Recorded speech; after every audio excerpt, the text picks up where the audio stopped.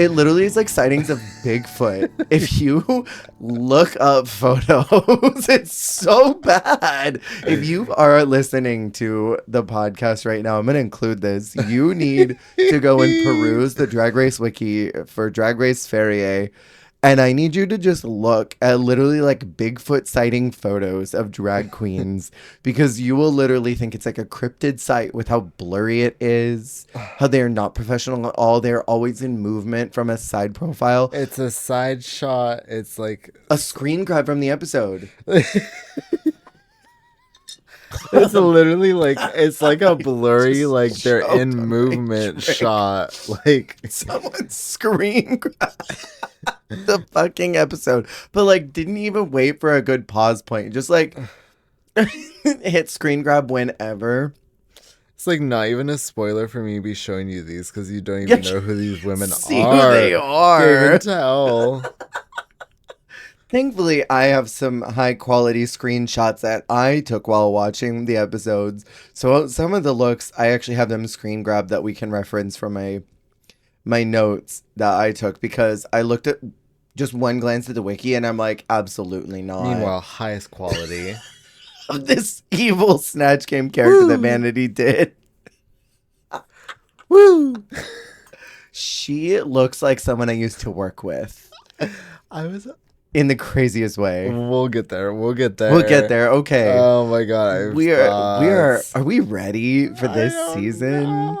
This season's been nuts. Okay, so let me just say hi, hello everyone. Welcome to That Sounds Gay, a podcast where we discuss every season of RuPaul's Drag Race in chronological order. We are currently in Drag Race Sverige, Drag Race Sweden. Perrier.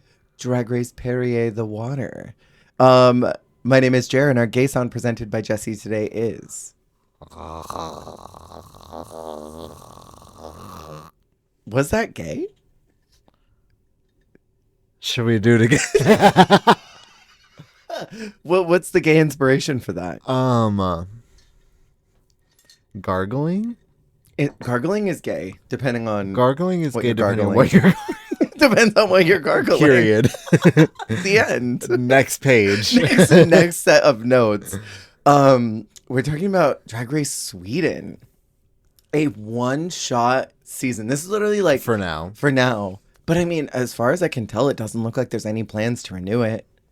Yeah, I haven't seen any news. She's in a strange limbo. Yeah. This is like a one-shot D&D where you just get like the right group of friends and you want to do it again, but they just can't commit to it. Yeah.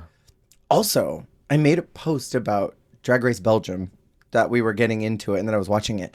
Luffy gets replaced in season 2 because people didn't like her, apparently. Bye. Wait, I loved her. I'm so that sad. actually breaks my heart because I lived for her. I lived for her Why do too. people not like her? Apparently, I did not get a lot of specifics. She's a raging racist. Like, I don't know why people didn't like her. I think they just didn't like her energy, but I thought she was fierce. oh, I thought she was gorge.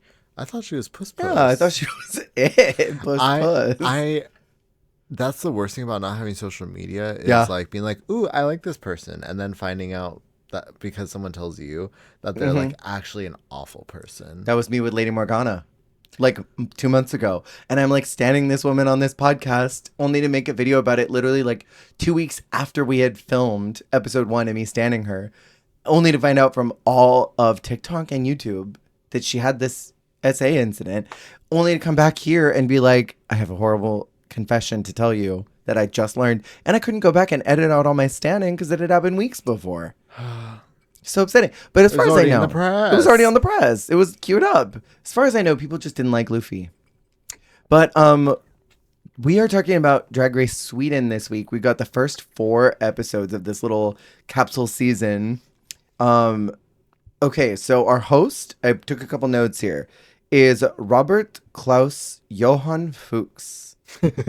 Full name, better known simply as Robert Fuchs, a Swedish actor, performance artist, playwright, cultural influencer, and drag queen. Drag queen. He has appeared on theater stages throughout his entire career in Sweden. And he, she, they, them, it is kind of fierce in it, like a God, in what kind of a way? In like a 80s fantasy movie, like royal. Totally. You know who it is? It's like if Jay Alexander from Top Model was a drag queen. Like, I don't know. Fuchs just has such like Jay vibes to me. I can't explain it. But also like I love a matriarch that's very clearly a man.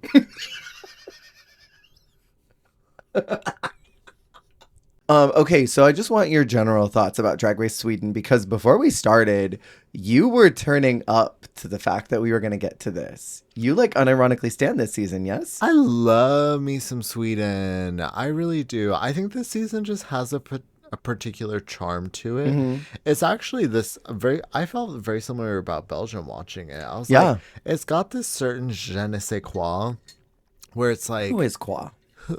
who is Jenny? Who is Jenny? And why does she say quoi? Jenny say quoi? Jenny say Qua. Because I feel like France and like España, they really feel like sort of their own like true like franchises. Right. But then something like these kinds of seasons, they really feel, like little capsules. I'm curious to see Belgium too, to really just see if it has that sort of flavor. Totally. But yeah, this one in particular, like, I don't know. It's just like a charming little gaggle of girls. A gaggle indeed. Having a fun time. And like, also I like a season that's not too dark. And like, I don't know. It was just a fun time. I loved it. And it also, there's still more fun to come. There's so much that we're about to cover in a really wild season so far. So first off, they get their own unique theme song. Everybody's just had a twist of the Drag Race one.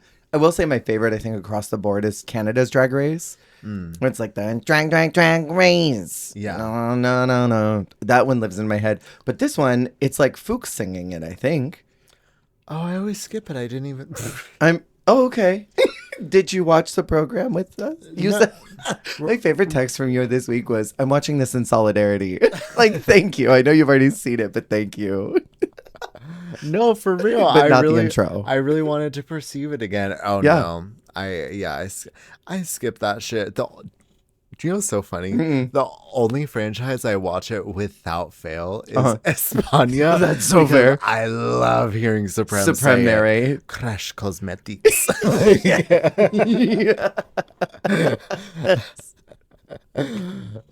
Con Ana Locking. I live every time. It is like I could literally listen to her like talk forever. Yeah. That is for real. That was the only season I don't skip the previously. Fair. I don't skip the opening because I want to hear her say every like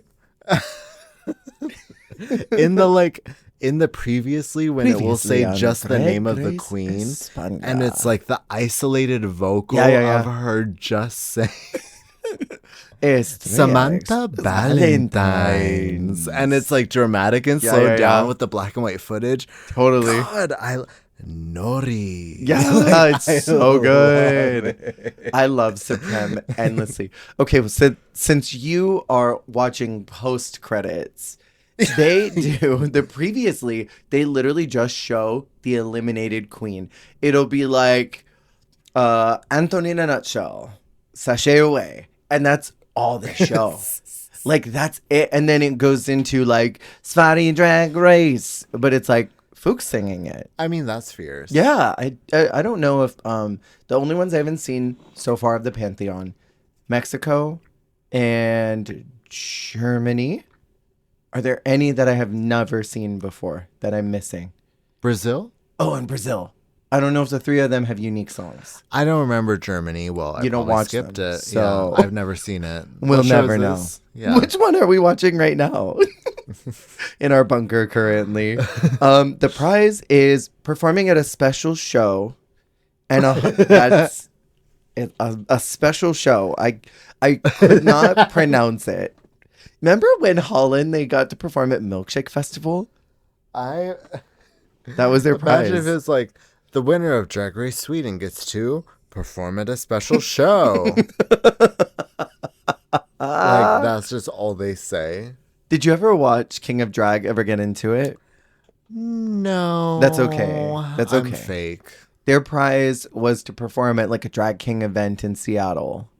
I want to say it was like Oz or something. That was like the prize. That's slay. I'm Yeah. like, actually, now that you bring it up, that's perfect because I should watch it soon because I got the winner spoiled Oh, okay. and I don't remember their name anymore.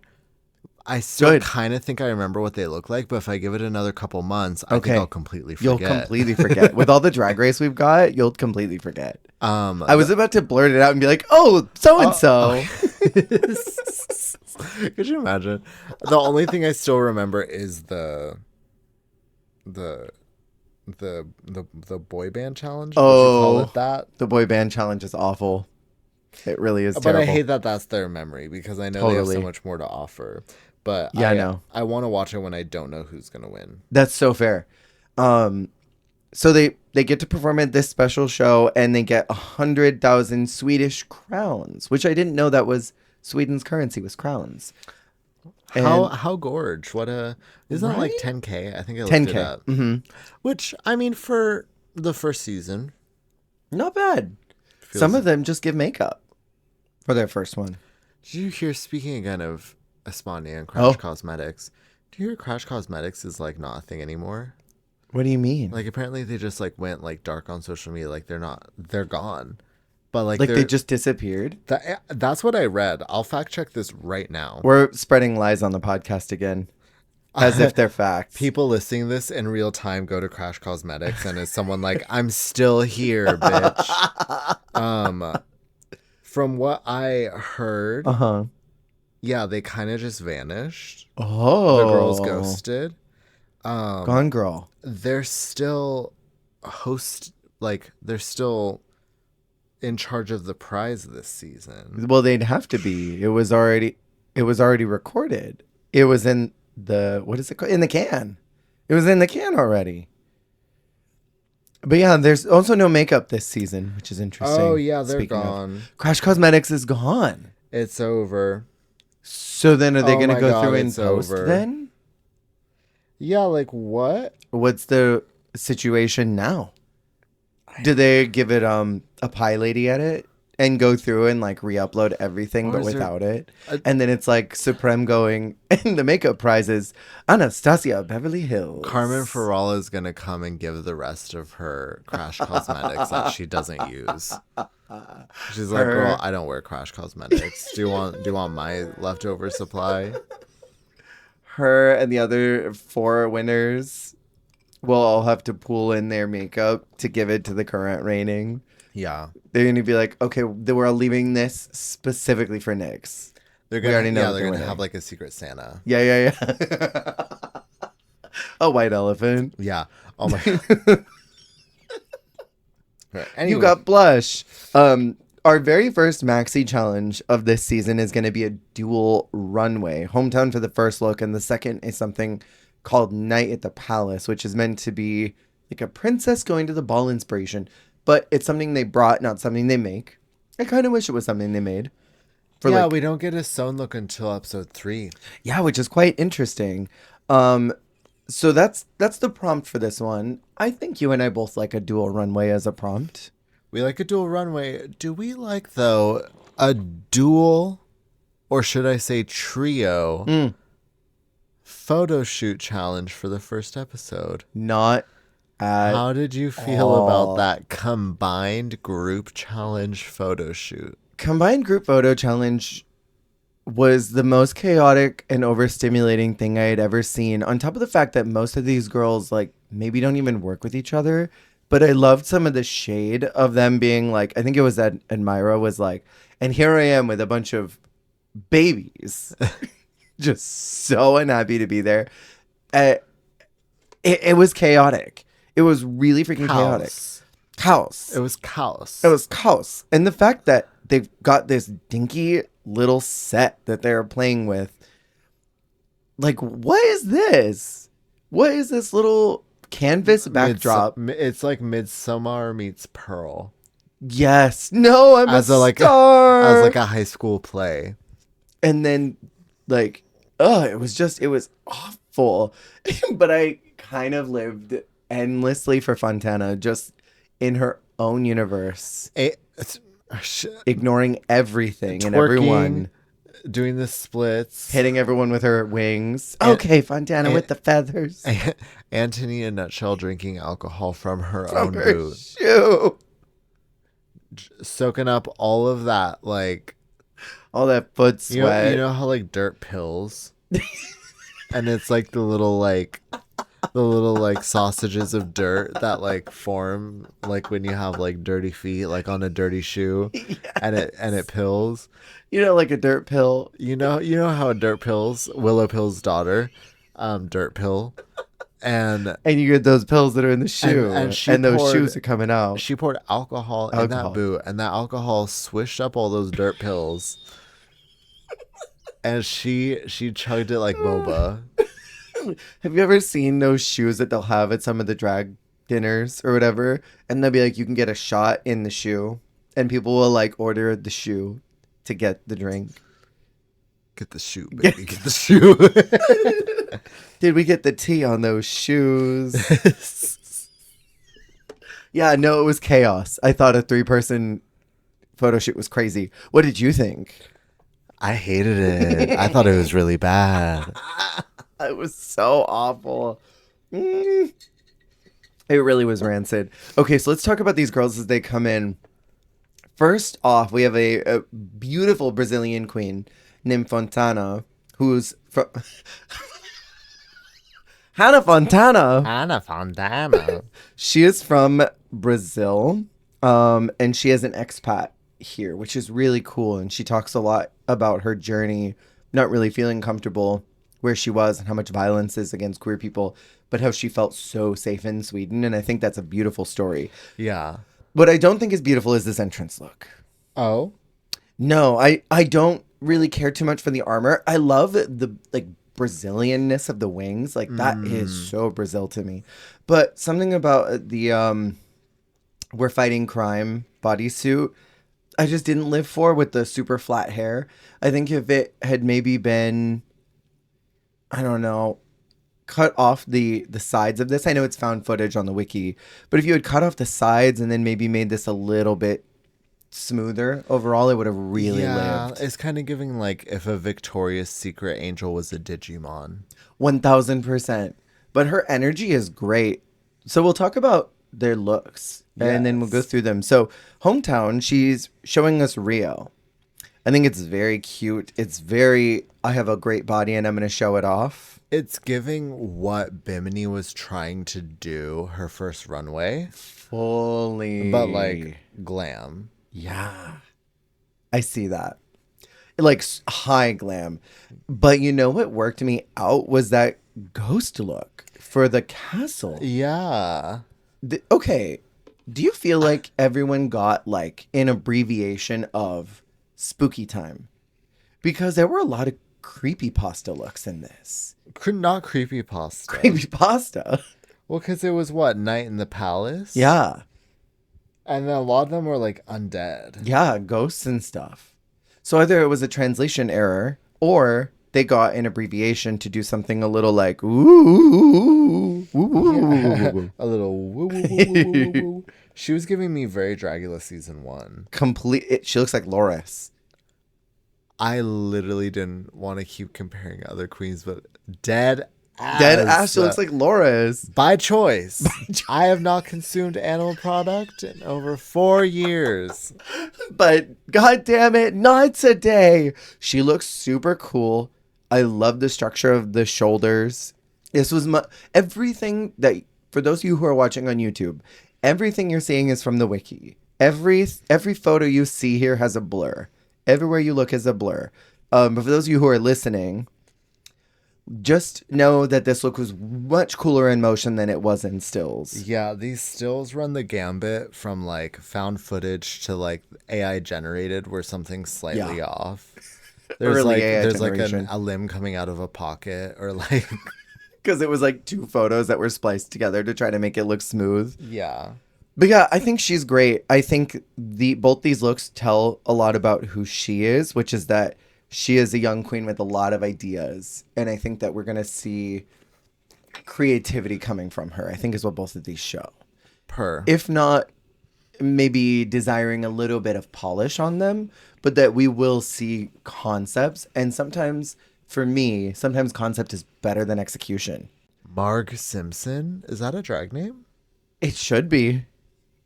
Blended Marg Simpson. Blended Margarita Ginsburg. Margarita Califata or whatever her name is. Is that her last name? It is Margarita Califata. I'm like actually kind of obsessed with her. I'm sorry. I am obsessed with her too. She's a diva who needs to be worshipped. Yeah. Episode 1, she came in looking a little bit like John Burrs, and I was like, I don't like this. And then she grew on me. Her mug is so muggy. Enigmatic. Every time I think about her, all I can think about is her like sucking on that cross. I'm like, bitch, you're so crazy. Everyone knows you're the girl who sucks on crosses.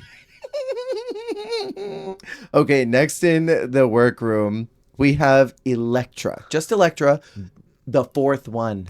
Fourth Elektra. No shock, no fence. No bionic. Just Elektra. Elektra share. Is she the Elektra to shut it down? Or is it still Elektra bionic? In your opinion?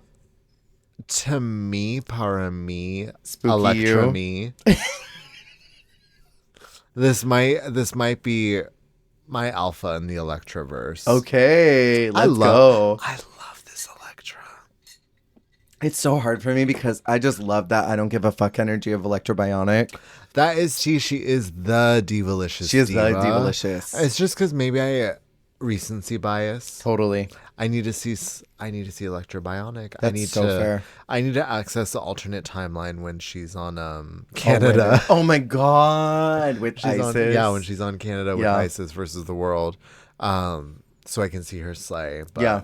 We need to get her on a all winners. I think she would eat. I think an international all winners would be the tea. That would be the tea. And then also like what if it was hosted by like someone like Supreme or like, you know. Yeah. I'd be into that. I will say this Elektra comes in looking a little bit like, please don't even look at me. She looks like if Coach, the handbags, did a Jiffy Pop collection. Jiffy Pop. You know those ones you'd put on the stove and then they slowly. You remember that popcorn that Drew Barrymore left on her stove in Scream? Yeah, the one they parody in Scary Movie and it just blows up into the entire house shape. This is her now. Feel old yet? Also obsessed with the dessert that she threw across the room. And they show the side shot of it literally coming off the dish and sliding across the room, leaving a little trail of dessert crusties. Unwell behavior. I think she is a great time and she is so hot in and out of drag. Sweet Lord. It's not really, they don't really like talk about it either. Yeah. And I'm like, am I missing something? Or is this not one of the most like gorgeous humans that I've seen like on the franchise in our recent watches? Yes. I'm like, this human is beautiful and they're so like sweet and like not goofy, but they are a little goofy. Darby Cartwright, you have ruined the word goofy for me. But yeah, I'm obsessed. Maybe that's why they're my favorite Elektra. Maybe. To me, Elektra out of drag comes across as someone who does not realize that they're hot. Oh, I get that. You know, like, some hot people are just so arrogant and they just, everything they say and do is like, you know you're attractive and you're a dick about it. Yeah. I don't think Elektra, at this time, I don't think Elektra knew that they were hot. Because, like, everything they do does not come across, like, conceited at all. So their hometown is Anita Ekberg. It's like Anita Wiglet. Ekberg Ginsburg the third. Anita Ginsburg. I'm dead. It's a fountain look, I guess. She was really restrained this first week, so I thought she was cooked. I didn't know that she was going to bang out personality over the next several weeks. Yeah, you didn't know she was about to turn the party. No. No, she had a slow start. An extremely slow start. She was in lane 3. I mean, so does even someone like Admira, so. Oh, 100%. Some of these girls literally take forever to get into the fast lane, where some of them, I think, started in the fast lane and burned out a little quick. Ooh, drag 'em. I will. Then for the second look, for the castle look, we have an elf fairy queen. Bad. I thought she was cooked. Not even a second thought. I thought she was cooked. I hate a cheap fantasy look like this. I'm so sorry. It's and like I just said unfair. I love me some Electra. Yeah. And I like a lot of Electra, but I don't like this look. I agree with you. It's a boot. It's a chop. It's awful. Also because even her first look to me is a lot more tasteful. It's very well, it's subtle compared to this. Oh, compared to that. Compared to this fairy type Pokemon. Yeah. You know, it looks a little bit like Jinx's purple look that she made for All Stars, that braided thing.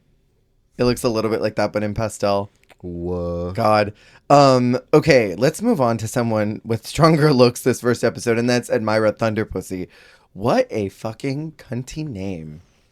Admira Thunderpussy. I want to hear Supreme say it. Admira Thunderpussy. Also, I love the like. I wonder if her and Alaska Thunderfuck have ever like talked, because their names feel like somewhat related. Parallel universes. The Thunder Girls. Yeah. The A Thunders. The Thunder from the Puss Under. That's, yeah. I wonder if they know. I wonder if Alaska knows about her. Drag Race Thunderpuss versus the world. Drag Race Down Thunderpuss versus the world. Drag Race Down Thunderpuss versus Drag Race Joella Puss. But I also love it for this one. Joella Puss. I'm dead. The Slation Diva. No, that's just Joella. I'm thinking of the wrong Joella. God, no.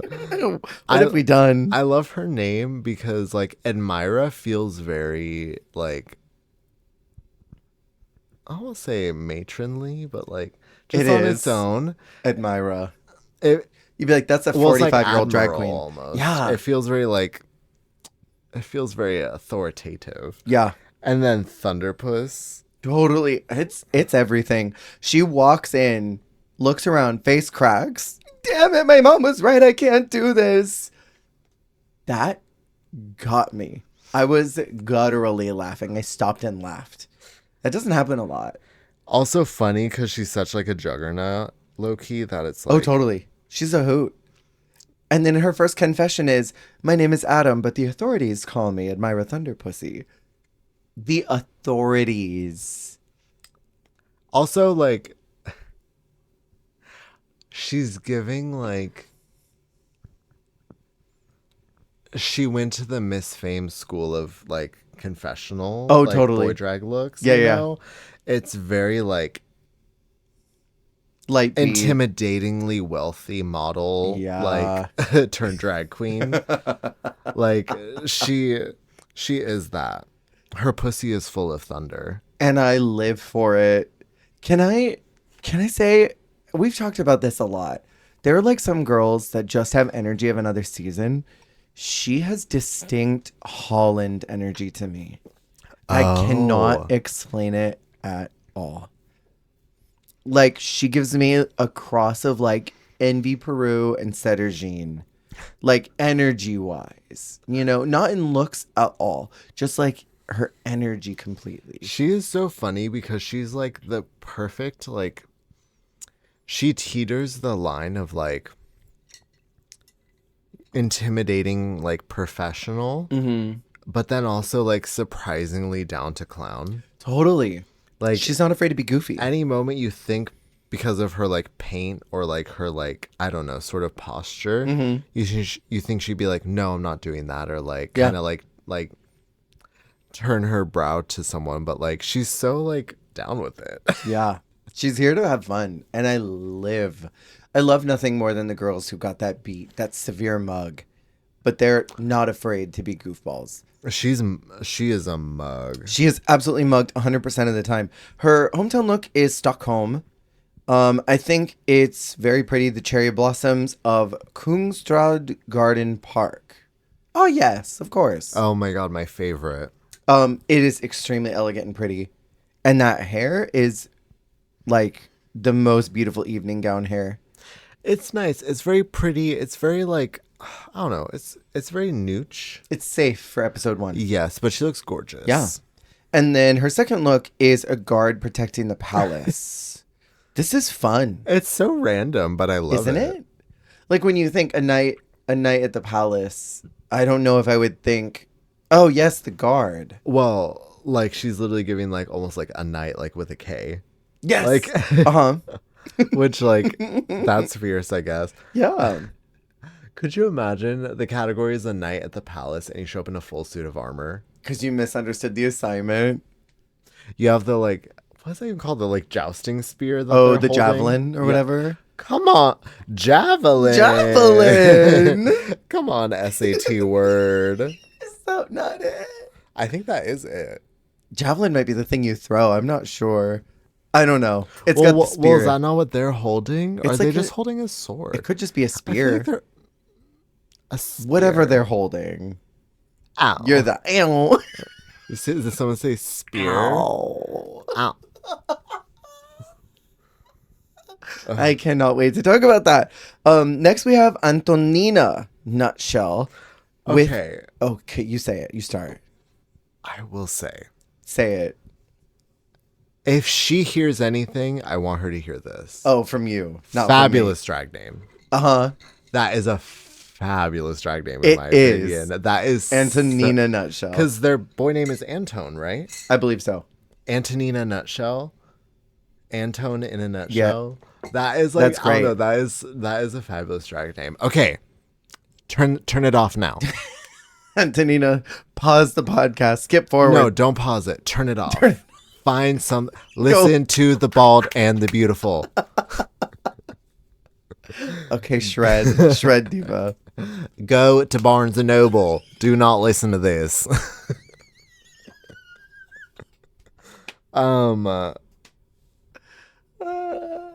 This woman is ready to inflict psychic damage. Completely. Left and right. Left and right. And unintentionally. Completely I'd hope unintentionally. She seems like a sweet, sweet woman. She's almost like you always say you say Shrimala variant. Totally, yeah. She's kind of like a Nina West variant. Oh my god. Yeah. Well-meaning lady. but not well-looking or well-dressed. Yeah. She has Trixie's old face.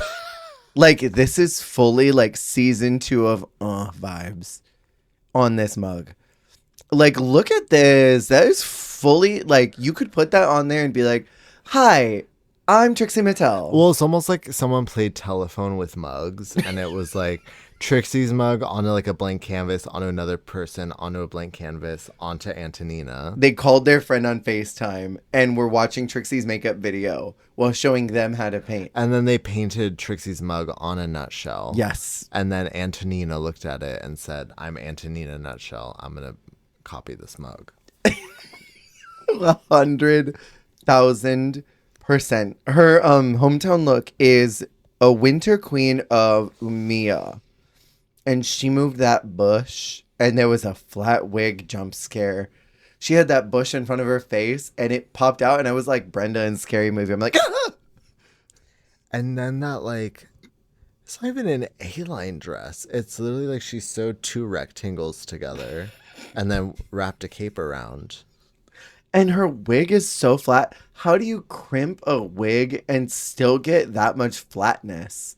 Like, how do you not build any volume after crimping a wig? There should be some natural stiffness that should happen. This wig is... It's evil incarnate. I can't stop laughing. This can't be happening at all. It's I giving agree.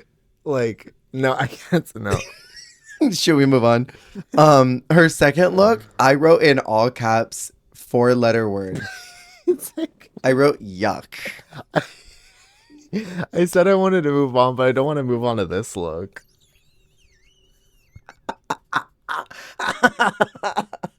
Wait, okay, wait. Is this? I will say. Is this? I'll let you catch your breath. What she says. She's the princess coming back from a rave. That's her story for this look. Cue the Coco Peru audio where she's like, "Oh my god, she has her titties out."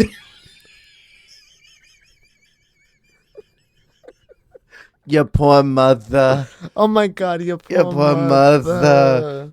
I love the body positivity, but do the colors and the silhouettes have to be so ugly? It looks like the end of a talent show number.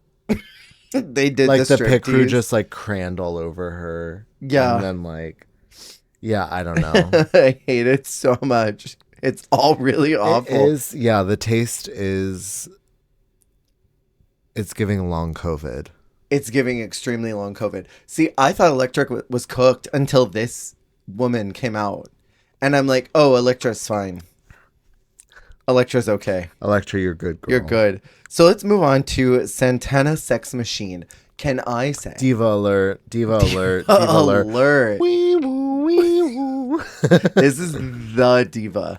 I'm obsessed with her. I love Santana. I'm obsessed. This is one of the best names I've ever heard in my life. So, like I was saying before, and I'm really not trying to be shady when I say this, I've seen one episode of Global All Stars, hated it, and decided to wait until we're going to eventually get to it.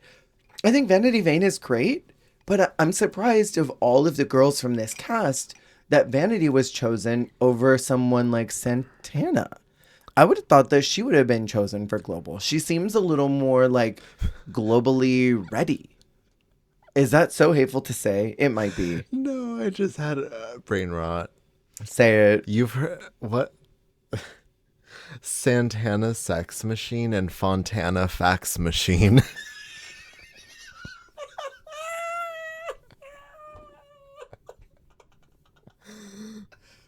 I'm gonna throw up. Because I was about to say, like, if not Santana, then Fontana. Fontana. Not Santana Sex Machine, then Fontana Fax Machine.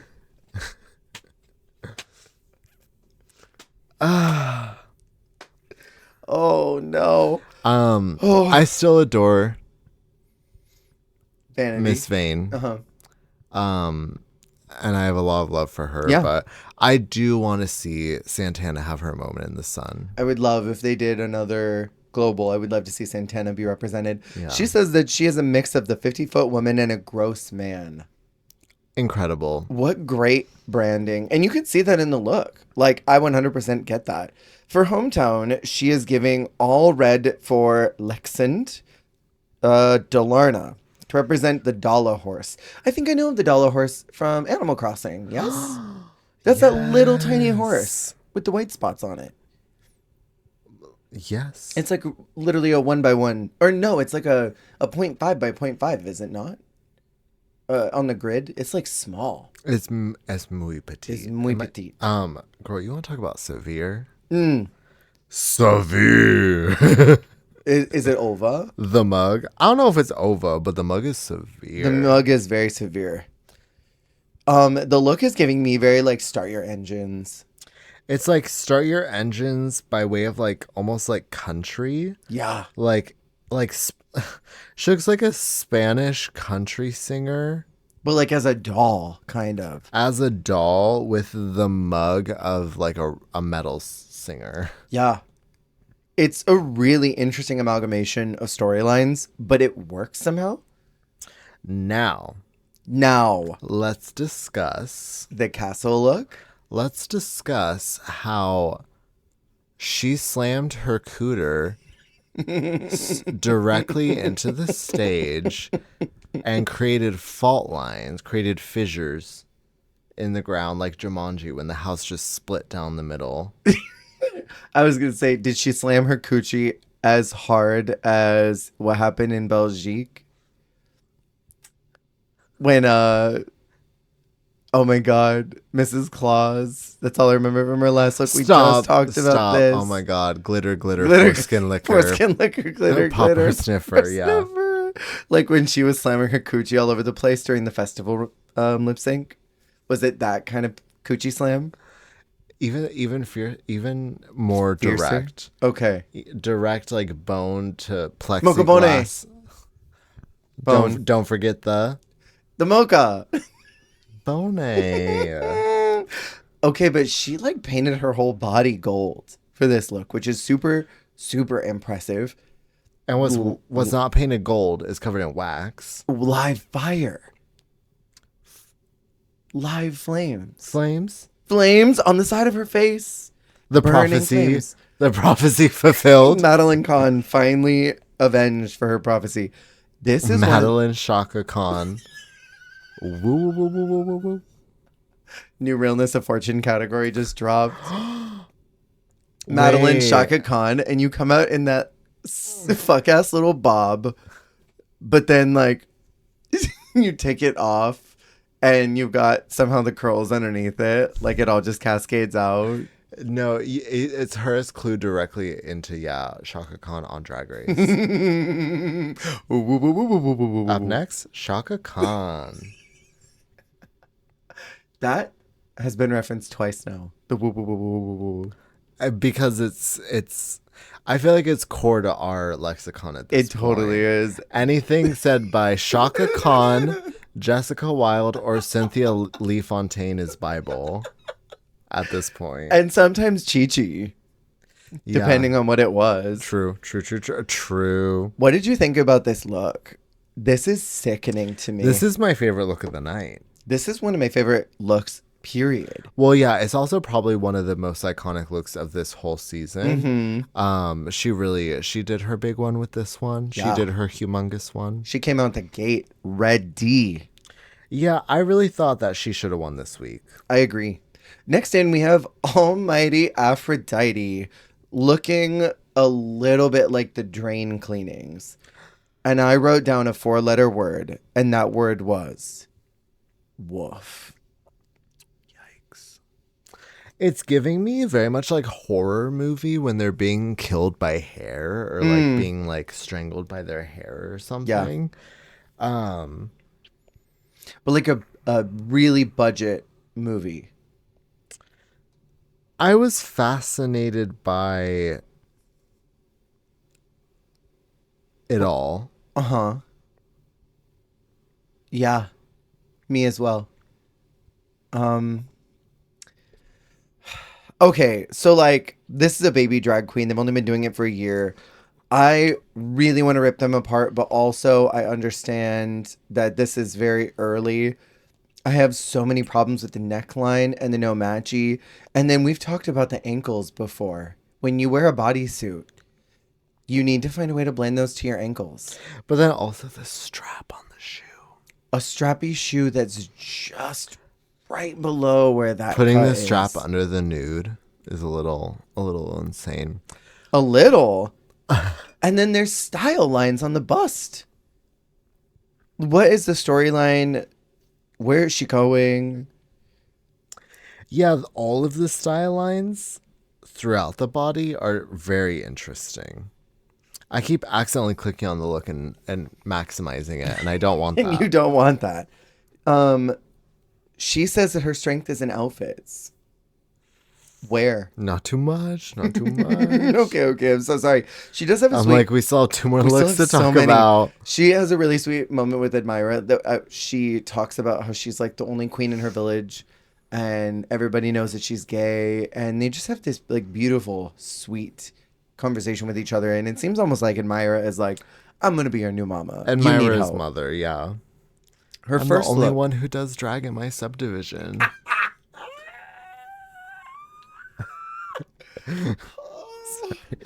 No, don't be sorry. It's so funny. Her hometown look is representing Mora, and she has ski tracks. It's giving Barbie ski themed party. Uh-huh. In Los Angeles. Not even there. Attended by Oh. Trisha Paytas. Excuse me, Trisha Paytas does Barbie Yeah. Ski Week. Trisha Paytas does Barbie doing Aspen Gay Ski Week. Totally. I think the paisley bandana thing on that crinkly fabric was the most bizarre choice for fashion. It reminded me of, not in anything other than like the strangeness of it. Mm-hmm. Amanda Tears, her entrance look, where it was like the Oh. spandex leggings and then the sweater with all of the different like textiles. Oh, yeah. There's something about the children where they just love to mix weird fabrics. They do. And I do like that because I'm like, there's a part of your undeveloped brain that like looks at it different, and that fascinates me. You picked those out and put them together and said, this is it. Well, because it's like the plastic with the like kind of foil with the paisley with the, I think it's velour. I don't, and then like the flat wig. the like so much to take in. There's a lot to take in. What I will say is the performance, I think, was what was most lacking. Like, this was a boot nasty look, no matter how you slice or dice it. But I think I would have been able to buy it a little bit if she came in like Rita Baga during the snowball and was like, chillying, like walking down as if she's like trudging through the snow up the slopes. You know what I mean? Yeah. Like, maybe I would have bought it a little more. She's a model. Right. Models don't do that. Models don't get cold. Models don't trudge. Go into the trudging nature of walking through snow. Her castle look, she was trying to go with like a kinky dom look because we don't know what's going on behind closed doors, is what she says. Yeah. Next in is I'm a Queen. I wrote in my notes, I'm a queen, I'm a queen, I'm a queen. I'm a queen, I'm a queen, I'm a queen, I'm a queen, I'm a queen. I really like the idea of this coral and sea life tool thing. Oh, I don't like it. You don't? It's giving me Turkey Woman. Thanksgiving. Do you know what I mean? Thanksgiving. Oh, yeah, no, I see it now. And I hate that you brought it up because that's all I see now. Turkey Woman. Category is turkey. Her first look is Turkey Woman. Is Turkey all Woman. The time. Turkey Woman for the rest of my life. What is this? What is that? Tell me. Busy Woman by Sabrina Carpenter. Oh my god. I hate it so much. All right. Her hometown look is inspired by her dad, who was an artisan. I love that she said, this isn't really my hometown. It's just my dad. I love the idea of a family homage, but like, that's not the brief. She said emphasis on home. This is my house. This is how we do it in my subdivision. Where are you from, my McQueen? My house. That's literally what this look is. But I mean, okay, I will say the headpiece is sick. I really like that. Everything below that is sort of like tea time. Tea time. It's gorgeous. It's given. Stop this. It's giving a really pretty look that would be safe on UK, and then everyone says she's robbed. Oh, probably. Yeah. And then for the second look, she is giving Prince of Darkness. It's meant to be spooky. This picture is fucking insane. It's insanity. It literally looks like a Bigfoot sighting. It looks like a henchman in Arkham Asylum. Like, what is this? I hate this wiki photo so bad. I really don't care for it too much. I don't really understand why she won. Girl, I was fully on the Santana sex machine. Me as well. I was on the Santana sex machine train. And Myra could have won this over her. Okay, wake it up. Let's wake it fully up. Next in is Scaredy Cat. Oh, no, wait. Sorry, it's Indigo. Oh, my God. Does she not look like Scaredy Cat in this intro? You just brought up Drag Race UK, and here I am. Scaredy cat at 35. Scaredy cat. Feel old yet? She comes in speaking Japanese, and she says, and I can't remember. She said it, or I wrote it down. Her style is very Harajuku. I live for the look of it all. And I have a feeling that we're going to have a lot to say about Indigo throughout this whole thing. I find her utterly fascinating, if not completely unprepared for this season.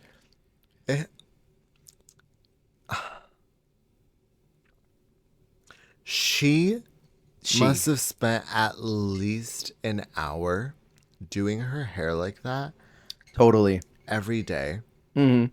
And to think that if they had a 6 a.m., 7 a.m. call time, the fact that she would get up and spend the time to individually spike her hair like that.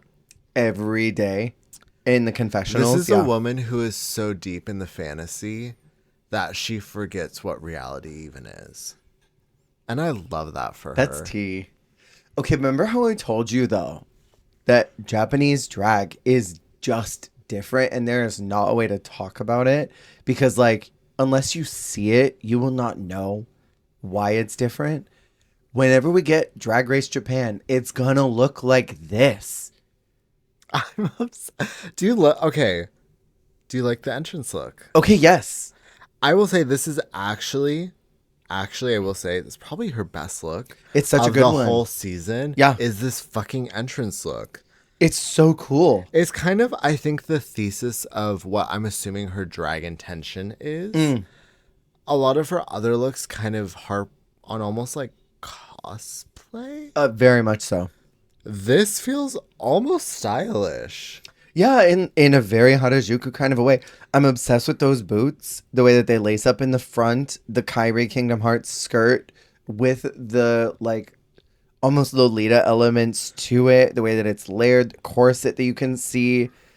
I'm obsessed with this crop top moment, and then the puffy sleeves. There's so much texture and interest to everything, and that's Japanese drag. I'm a big fan of nonsensical maximalism. Yeah. And to your, like, the Kairi reference, it's very, like, video game where, like, it looks like how someone who, you know, a lot of video games and, like animated media, you're seeing clothing made by people who have no idea how clothing works or what clothing is. 100,000%. So there's all of these crazy textures and layering and, like, impossible things, like, going over each other. And, like, there is something about that in, like, real life fashion that I really love, where it's just, like, sort of senseless layering and maximalism, where it's, like, beyond utility and it's just, like, weird, like, very, like, specific POV styling. I enjoy that. Yeah. This is, like, probably, like, 20 individual pieces. Completely. Yeah, it's so much. My favorite, the wig. The wig is everything. I love that absurd wig with the weird, like, yellow, like, chops. Yeah. What I want to say for anyone who's listening, because I already can, like, sense people saying things. I love Japan. I've been multiple times, and I would live there if I could, in, like, some universe where I had enough money that I could just pick up and move and not have to worry about getting a job, because I just had so much money I could just live there and pay the taxes and everything. I love Japan, and Japanese people love sharing of their culture. There's this very Western idea of, like, if you like something, like another culture, and you wear this clothing, you are, like, being so sacrilegious to wear it. Like, you are breaking international laws by, like, being culturally appropriative. And I think there's something to say about cultural appropriation. If you're doing something with the intention of, like, making fun of, that's something I think that is something to be concerned with. But Indigo just loves Japan and wants to share their culture. And I know that there are Japanese people that would see this and be like, fuck yes. Love that so much. Thank you. Looking fingers. Yeah, they'd be putting their fingers together like ding, ding, ding. Yeah. I'm very passionate about this conversation because, like, I know that it's been a big point of contention whenever people have, you know, wanted to share Japanese culture that they are not necessarily a part of. And I know that the mindset there is so different. And Indigo lives in Tokyo.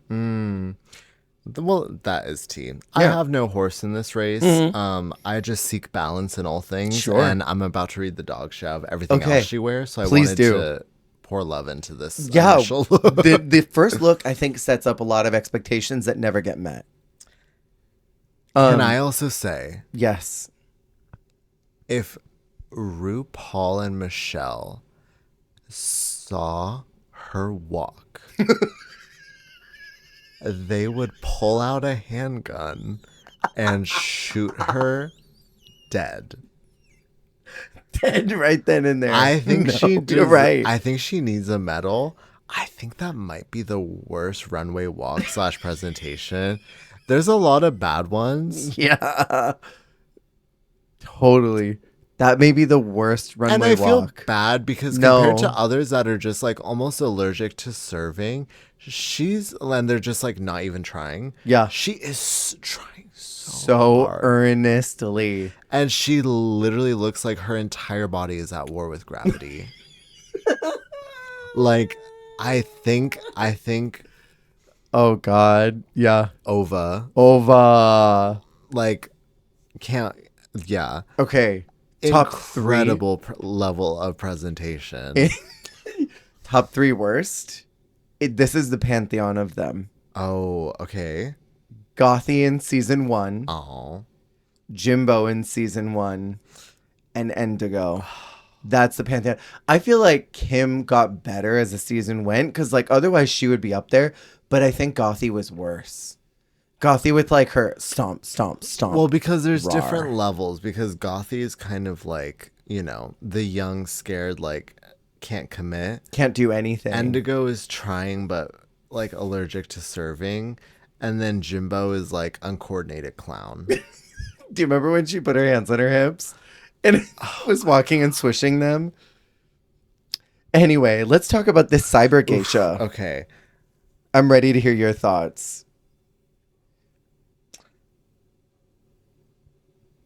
Unless you want to move on already. I don't know what to say. I went to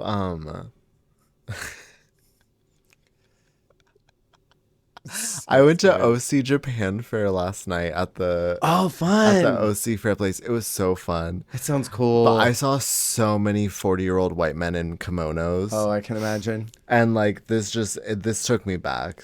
Seeing that alabaster skin in that kimono, I said, "Oh, it's giving top model." It's Oh my God.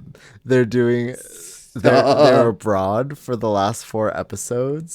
Stop. Wait, no. Okay. Do you remember when they had to pour tea? I'm dead. Oh my God. It's giving also like when it's the final 2 and one of them's about to win and they're in like a pseudo like cultural and they have to do the commercial in that language. I scream. When they had to do the L'Oreal one in Italian. Oh my God. The Italy ones are my favorite. That was miserable. The one in Italy with Dominique and Lauren is like, the lipstick one. Oh, that's my favorite. Ova. But God, it's giving so like reality show in Japan where like they have to do a Japan challenge, and I love it. I will say, I can't speak to anything happening culturally here, but I appreciate that if you're going to take a cultural reference, you're going to take it more in a futuristic route than a traditional route. Yeah. Because I guess feels a little more treading carefully, I guess. Yeah, than absolutely. Like doing like, I don't know, the white makeup and like giving Memoir of a Geisha puss. Right. Doing culture that does not exist to you and doing it traditionally. Like doing something that feasibly could be the future, you know, where like a bunch of cultures are mixed together. Where she went to the Milan School of Drag and she said, it's a flashback. To the future. Okay, that's another one we reference a lot. I'm sorry, that is Bible. It is. I mean, anything Milan says. I don't say it a lot on this podcast, but it is such a brainwash. Like, hey, y'all, there's a new girl in town. So let's get to business. Oh, my God. First catchphrase ever was Milan. And then, you know, first episode, when she's like describing herself, she said, and you don't want it from her. The hesitation. When Willem's like, if you want to talk to me, get on my level. And then Milan presses her head to the ground. Okay, I'm on your level now. Milan for All Stars. Where is she at? I don't think She's on Milan Broadway. does drag anymore. Like, she very rarely does anything. She's at the Tonys. I don't know where she is. But... What's a Tony? I feel like Gina is pretty Bible too. Despite being problematic off the show, a lot of what she says on it is Bible to me. Gina Carino? Wait, who's Gina? Gina Gum. Oh. Who's Gina? Okay, well, I'm going to end Gina the podcast now. Gina Gum. Yeah, no, it's true. It's true. The Fairy Princess meets Dragon look for the castle one. I think the shape before it tore off was really cool, but I didn't really like the after effect. What I don't love is the cosplay hair. Is this not just a cosplay? It's like Final Fantasy cosplay Isn't hair. This... I don't know what the hair is supposed to be, but is this not like... I swear this is like a Bowser Peach cosplay or something. Oh, it could be that. Bowsette? Is this Bowsette? What's I don't happening? know. I don't know. I feel like this is some sort of Bowser Peach... Bellini. That is my drag name. Bowser Peach Bellini. Princess Peach Bellini. But okay, there is the Peach Bellini on TikTok though. Oh my god, you're so right. It's literally like a Bowser blended peach. This like is an evil peach. She is Bowsette Puss. That's evil. Bowsette bitches. Bowsette bitches. I have nothing more to say about Indigo for this runway if you want to move on to Vanity. Yes.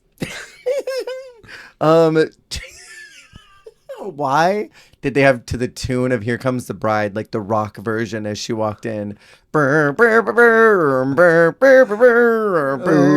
insane. Like, the person doing the sound editing like needs to be replaced like immediately. They aren't going to get replaced. There's not a season 2. They had GarageBand and were just like choosing random sounds. They said, what's public domain? I'm going to grab that one.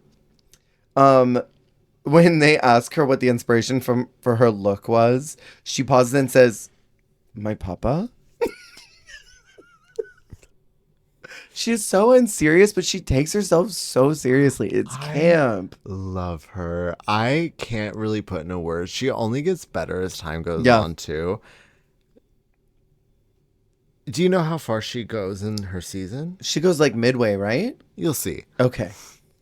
Someday. Towards the end of her run, I'll say, one of the last episodes she appears in, she gets in a fight with Fontana.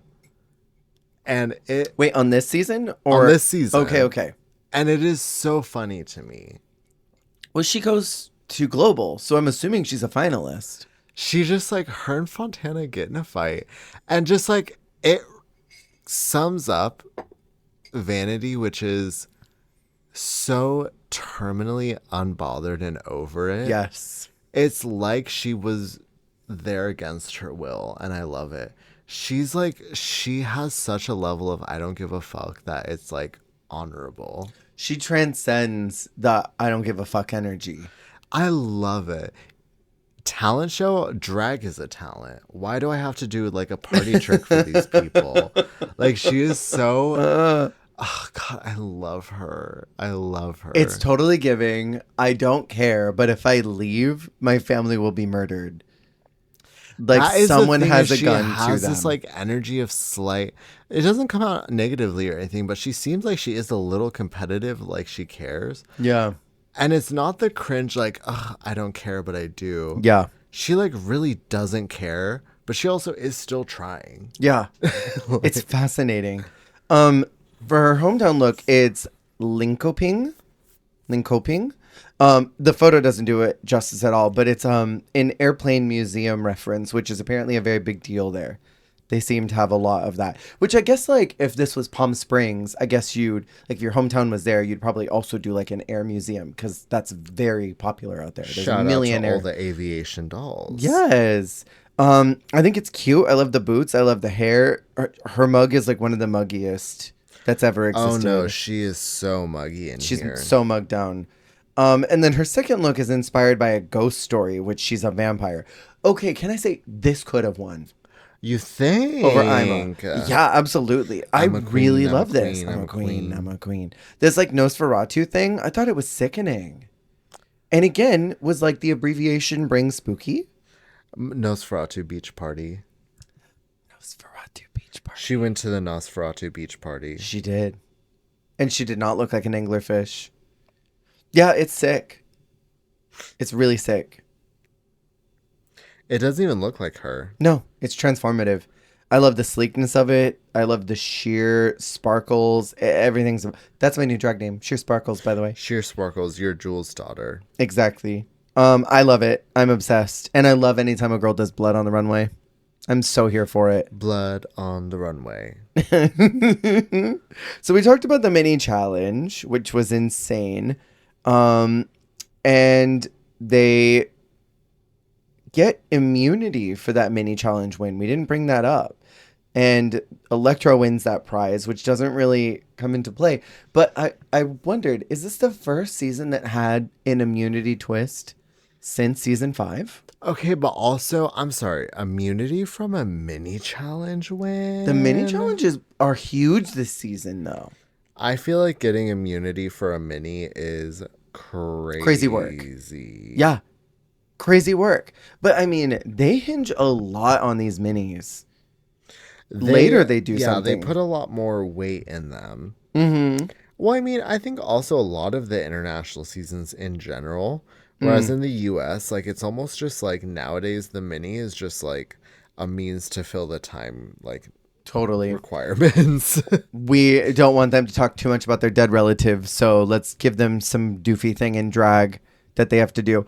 I want to talk about how absolute pussy slay this guest judge was, looking like the Fifth Element. She was gorgeous. Gorgeous. She was Womana. Womana. Alien Womana of the universe. She was so cool. Alien She girl looks of like- the world. Did you didn't watch the revival of Top Model, did you? No. She had a very specific her name was India. She was from the revival with Rita Ora. I believe her name was India. Okay. But she had just like such a distinct, gorgeous face, and she really reminded me of her just like in makeup. And I was like, I was a fan. I was living, but yeah. Same kind of like facial structure. Yeah, she was. I mean, it's giving like it's almost like an Amanda Seyfried variant. Is that her Seyfried? I don't know how you say Seyfried. I don't know how you say her last name, but like if she was like a supermodel. Yeah. No, I see it. But yeah, she was so gorgeous. And like the blue makeup and like the hair and everything, she was so put together. In a way that no one else has ever been, I fear. No, yeah, she let them have it. And the critiques are fast too. They're like 10 seconds. The edit is so quick. But I'm a Queen wins the very first challenge. I would have given it to Santana, honestly. I would have given it to Vanity. And the win is actually different this time around. Rather than get a kind of BS badge, they get a photo in the workroom. They have their mini Hall of Fame. They have a little mini Hall of Fame. What'd you think about that? It's kind of impressive because you can see they literally get the photo in there like same day. So I'm like, damn, how did y'all do that? Like, y'all are kind of impressive for that. Isn't that cool? I mean, it's cute. I feel like it's nice, like moralizing, like, what's the word? Not inspirational, but like, I feel like it is a motivational thing for like the girlies who do have a win or who want to get a win. Like, having something tangible there is quite slay. I want my face on the wall. That kind of energy. Yeah, it's better than having just like a badge. Like I was gonna say shelves of the tweeter head statues or whatever they called them. Like, I'm gonna get that when I get sent home. Yeah. It's very Miss Hairspray to me, in a way. You know? Very Miss Hairspray. The bottom two, our very first bottom two, is Almighty Aphrodite and Indigo. I was gagged that Antonina was not in the bottom. Gagged. Well, get ready because there's plenty of that coming. There will be. They ripped her apart for her skirt too, and so I'm like, oh, she's cooked, and she was awful. I think I would have. Well, would I? I would have swapped. Would you have put her there more before Indigo? I would have put her there over Indigo 100%. That was what I was thinking, but I liked Indigo's looks, even if I don't like the presentation. I did not like Antonina's looks or presentation. I disliked them both more. okay, that's kind of tea. The first lip sync is called Puss and Cram, I think. Puss and Cram. It was a banger of a song. But Aphrodite did not know any of the words, and she looked like she was about to burst into hysterical tears. She definitely needs more time out on the stage. A lot more time. And Indigo was kind of giving poopy diaper walk the whole time. Like, Indigo's walk is so bad, Jess. She It's really so bad. is a poopy diaper drag queen.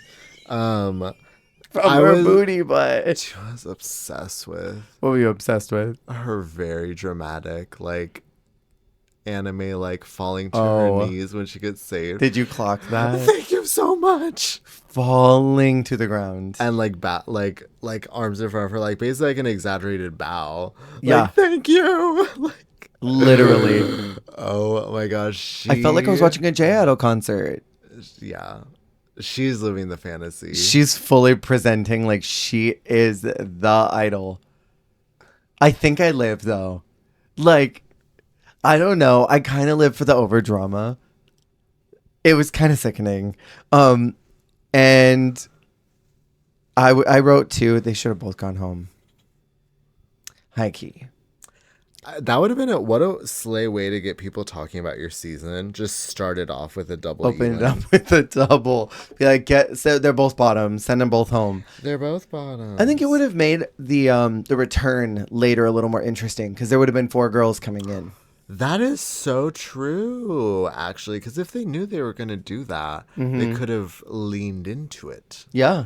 Because they're like, we don't want all of y'all to come back anyways. Right. That's what I would have done. That means Aphrodite is the pork chop. I think she definitely came off like she was here too early. Like way too early. But also, like if she didn't say yes, she would have never had the opportunity. It's a hard balance because it's like, I think it's so cool if someone is so fresh and so willing to just like go for it. Mm-hmm. I think that's cool, and I think it adds an interesting dynamic and it makes good TV. But I also just think like for the sake of like your career and like not even your career, but I don't know, give yourself more time to bake so you can glean more from it more than anything. I hear that. We moved to episode 2, which is called Marathon Talent Hunt. And Indigo says that the lip sync was the closest she's ever been to a near-death experience. Okay, girl. This woman lives for the drama. Calm down, diva. Calm down. The mini is to get ready in the dark in 5 minutes. Can I say, by the way? Uh-huh. Okay, Belgium kind of did this too. Yeah. But every challenger, like, this is the hardest thing we've ever had to do. No one's ever had it this hard before. I can't believe they're making us queens do this. Like, this is the craziest challenge we've ever seen on Drag Race. I'm like, this is literally like a legacy challenge in this case. But I feel like all of the like minis and maxis they have to do this, like, this is the wildest thing ever. Like, this is literally a standard Drag Race challenge. Right. Like, this is like pretty like true to form, but I still loved it. I did too. The looks were all over the place. Like, there was a minor obsession this era with evil. There was a minor obsession this era with drag in the dark because they literally just did it in Belgium. In Belgium, yeah. And I feel like they did this in Italia as well. Who was your favorite? In these? Okay.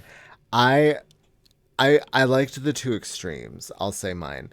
I loved Admira's extreme beat. I did too. And then I loved Indigo's soft, womanly little touch of heaven. Indigo was such puss lady Indigo fantasy. said chapstick and mascara. Light wig, no brushing. It's giving like It's giving Craigslist after Comic-Con. She Stop said, it. "I know." Shut the fuck She said, up. "I know there's some horny weebs in the area, so I'm gonna put on my pink wig tonight." Shut up.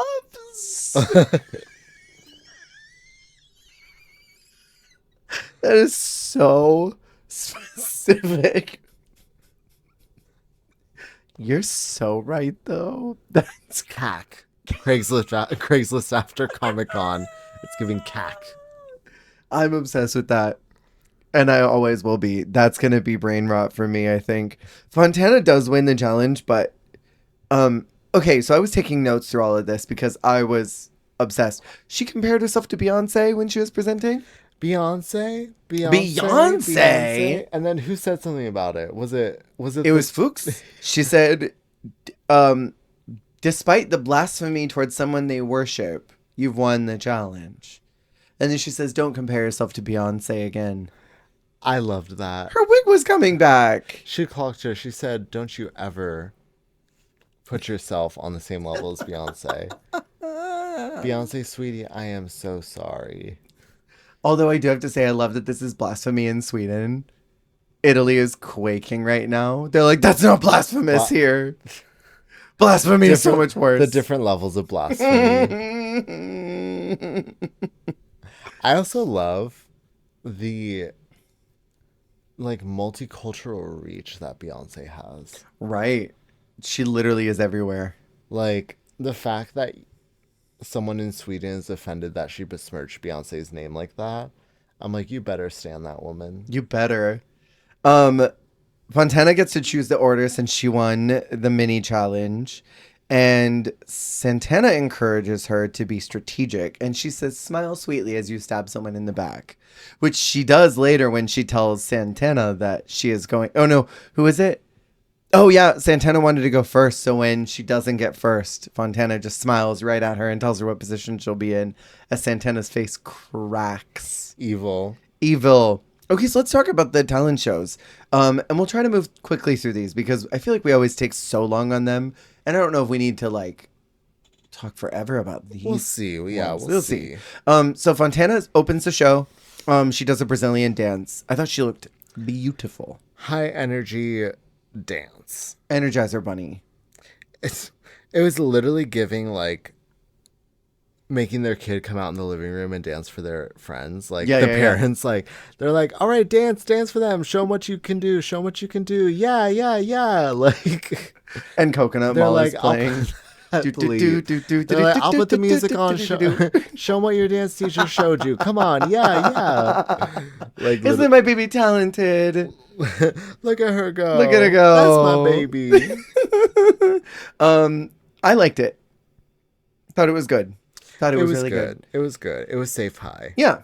I'm a Queen is second, and it's a song about how she is a no talent hack. Okay. I know that this happened afterwards, but no one will ever beat James's. I can't do this, but I have these. Yeah. No one will ever beat that. And so, I watched James's I Don't Have a Talent show, talent first. And then I saw this.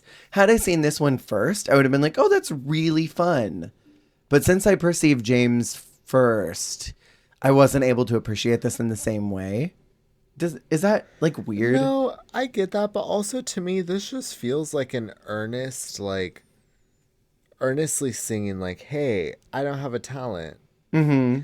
I don't know. There's not the same tongue in cheek. I mean, it is a little campy of a number. Mm-hmm. It's a little almost cabaret-esque, mm-hmm.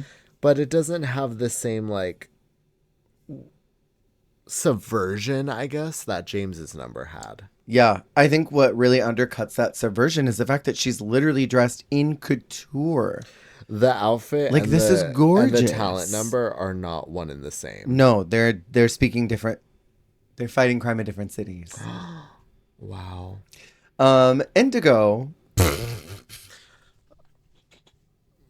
Guitar Hold Hero on. expert mode through the fire and flames. I had to Google, do electric guitars have Bluetooth settings? Because I don't think she was really playing this guitar. Unless that mic was really picking up that volume. Well, what volume? It's not projecting volume. On the guitar, though. The electric guitar? When you play an electric guitar, if it's not plugged in, isn't it just... Yeah, wouldn't it, like, not make any sound? Isn't it just strings? Yeah, so, like, wouldn't it not sound like anything? It's like playing an electric keyboard not plugged in. Right. You just hear... There are Bluetooth settings on these, but she doesn't have a mic. Or a speaker. Wait, was she not playing real guitar? A drag queen not playing real guitar? Wait, I'm glad, because I was genuinely impressed by what she did. Are you being serious or are you being facetious? No, I'm not even trying to be like, I'm not even trying to be now. cringe humor, like uncomfortable. Not anything other than the shred that I thought she did with her real human fingers. I thought she did that shred. Real human fingers. I didn't like the vocals. No. I didn't like the song. I thought it was cringe. It was cringe. But I thought that little guitar shred she did at the end, because I thought she did that with her real human hands, fingers, phalanges. Mm-hmm. I thought she did that, and I thought that was fierce. But if you're telling me that she was like Doodle Bop's like fake playing guitar, then I checked out.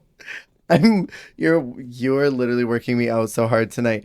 And unless she had Bluetooth and it was going to the speaker system, I don't think she was playing that. Okay, y'all, please, I need the drag investigators to comment, because down here in our bunker, we do not have instruments.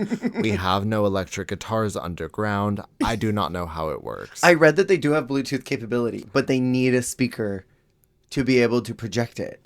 But there were no speakers. Where was the speaker? So unless she was like hooked up to the entire like sound stage somehow, and there was a really good Bluetooth on this, then it's possible that she was actually playing it with her phalanges. And I hate that I'm not going to know the answer to this for like weeks. 5 years. Yeah. We're going to be talking about like Canada Down Under versus the world. Canada versus fusion. Down Under. Canada versus Down Under versus the Slasians. Yes. Okay, I would watch that though. It's like a faction war. Okay, but how fucking cool could that be if it's like Global All-Stars and it's like Olympics. Every season sends 3 queens to represent them. And like episode 1 is some type of like talent show thing. And one person from each group gets knocked off. And then the next one is like some type of lip sync smackdown between each group. And then one survives. Okay. Like that could be sickening. And then whoever's left competes all together. Stay with me. Stay with me. You know how I was saying there should be like some sort of international where it's hosted by like not RuPaul, but like like Supreme. Imagine like something like the most recent All-Star style where it's bracket style, but each bracket is a region. Oh. So they're deciding who makes it to the join. And so when they merge, it's all of the different countries, regions, however they break it up, subdivisions. Subdivisions. Okay, bitch. Now you're cooking. You know what I mean? Episode 1, talent show. Episode 2, lip sync.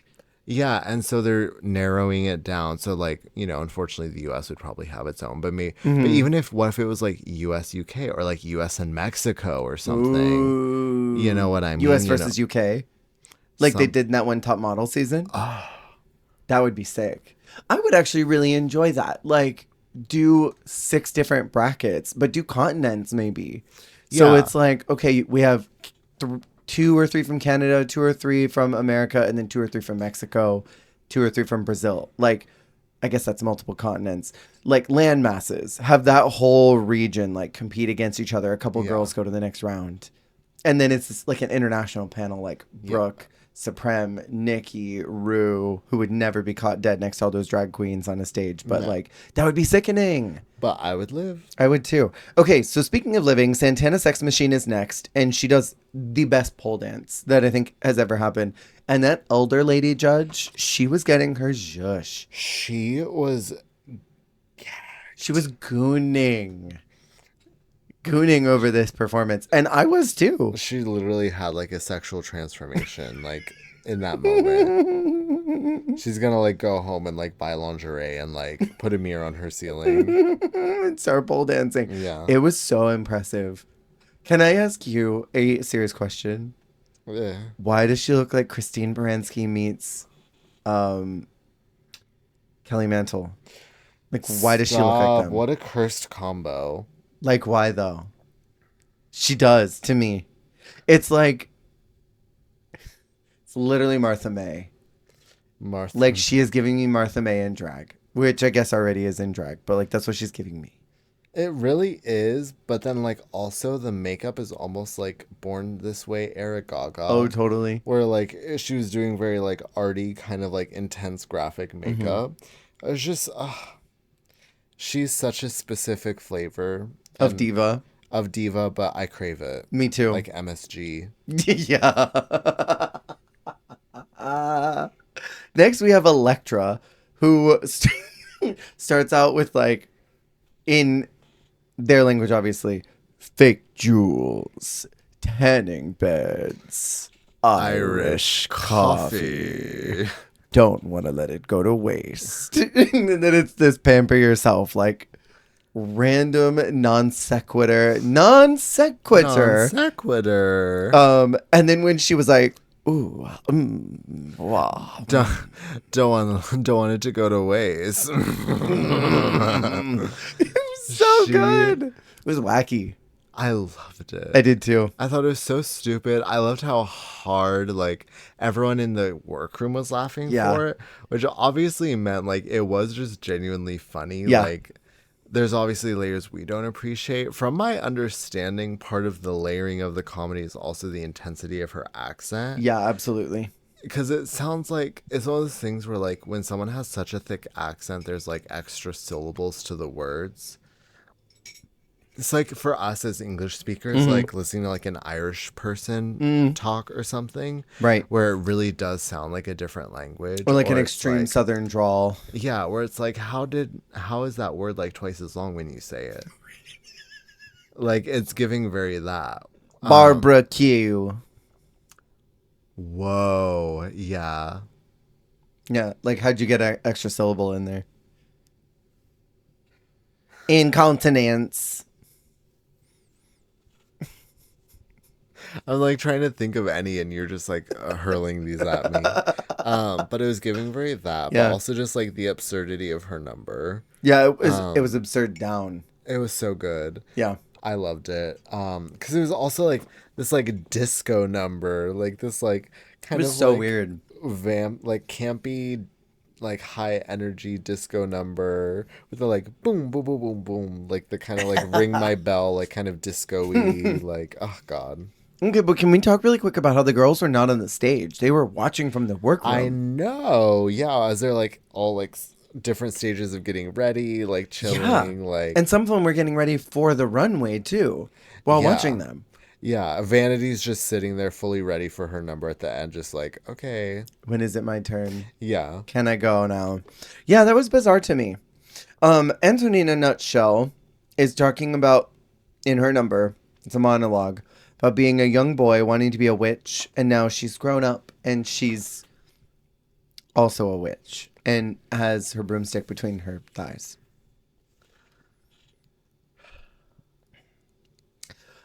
So then Admira Thunderpussy comes out.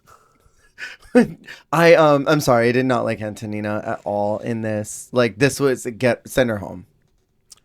I feel like I want to take that story, and I want to take Ginger Minge's story about the red shoes, the red slippers, and I want to lock them in a room together.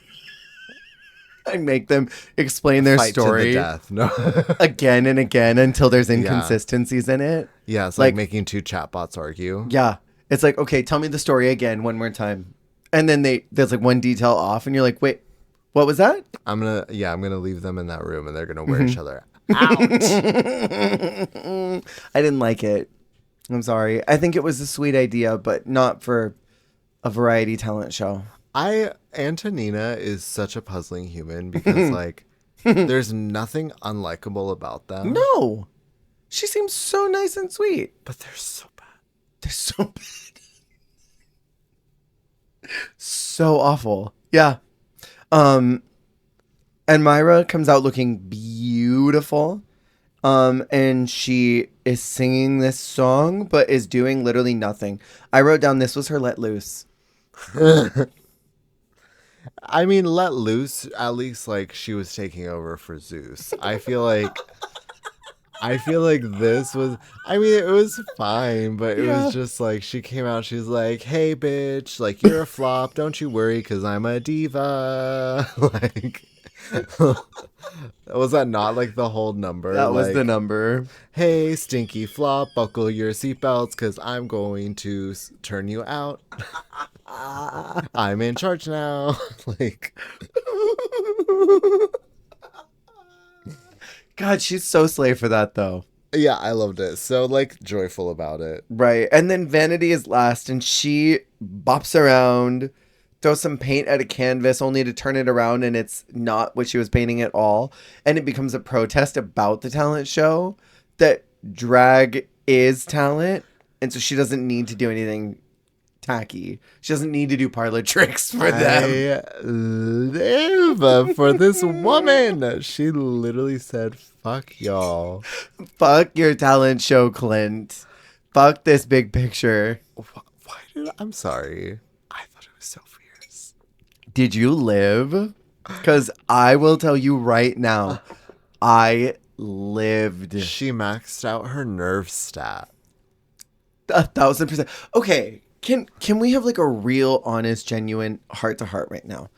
Why is it that Antonina Nutshell is the most likable, sweet human being, but I don't like anything that she is doing? Vanity Vane looks like she does not want to be there. Like if I talked to her, she would say, out of my way, F word with 2 syllables, flick me and walk right on by. And Flick your vagina. Flick my vagina. And Call then you fat. and call me fat. And I'm like, yes, that's sick. Yeah. Like, what is up with that? Is this pretty privilege at work or something? Is it divitude? Maybe it's that. Because, like, Mariah Carey is, like, such diva. And, like, she gives such low energy all the time. But I'm always like, yes, queen, every time. Yeah. And then there are these girls who are, like, so likable that everything they do, I'm like, flop, next, no, sorry, next. They got that vibeology, that VIBE-ology. Ay.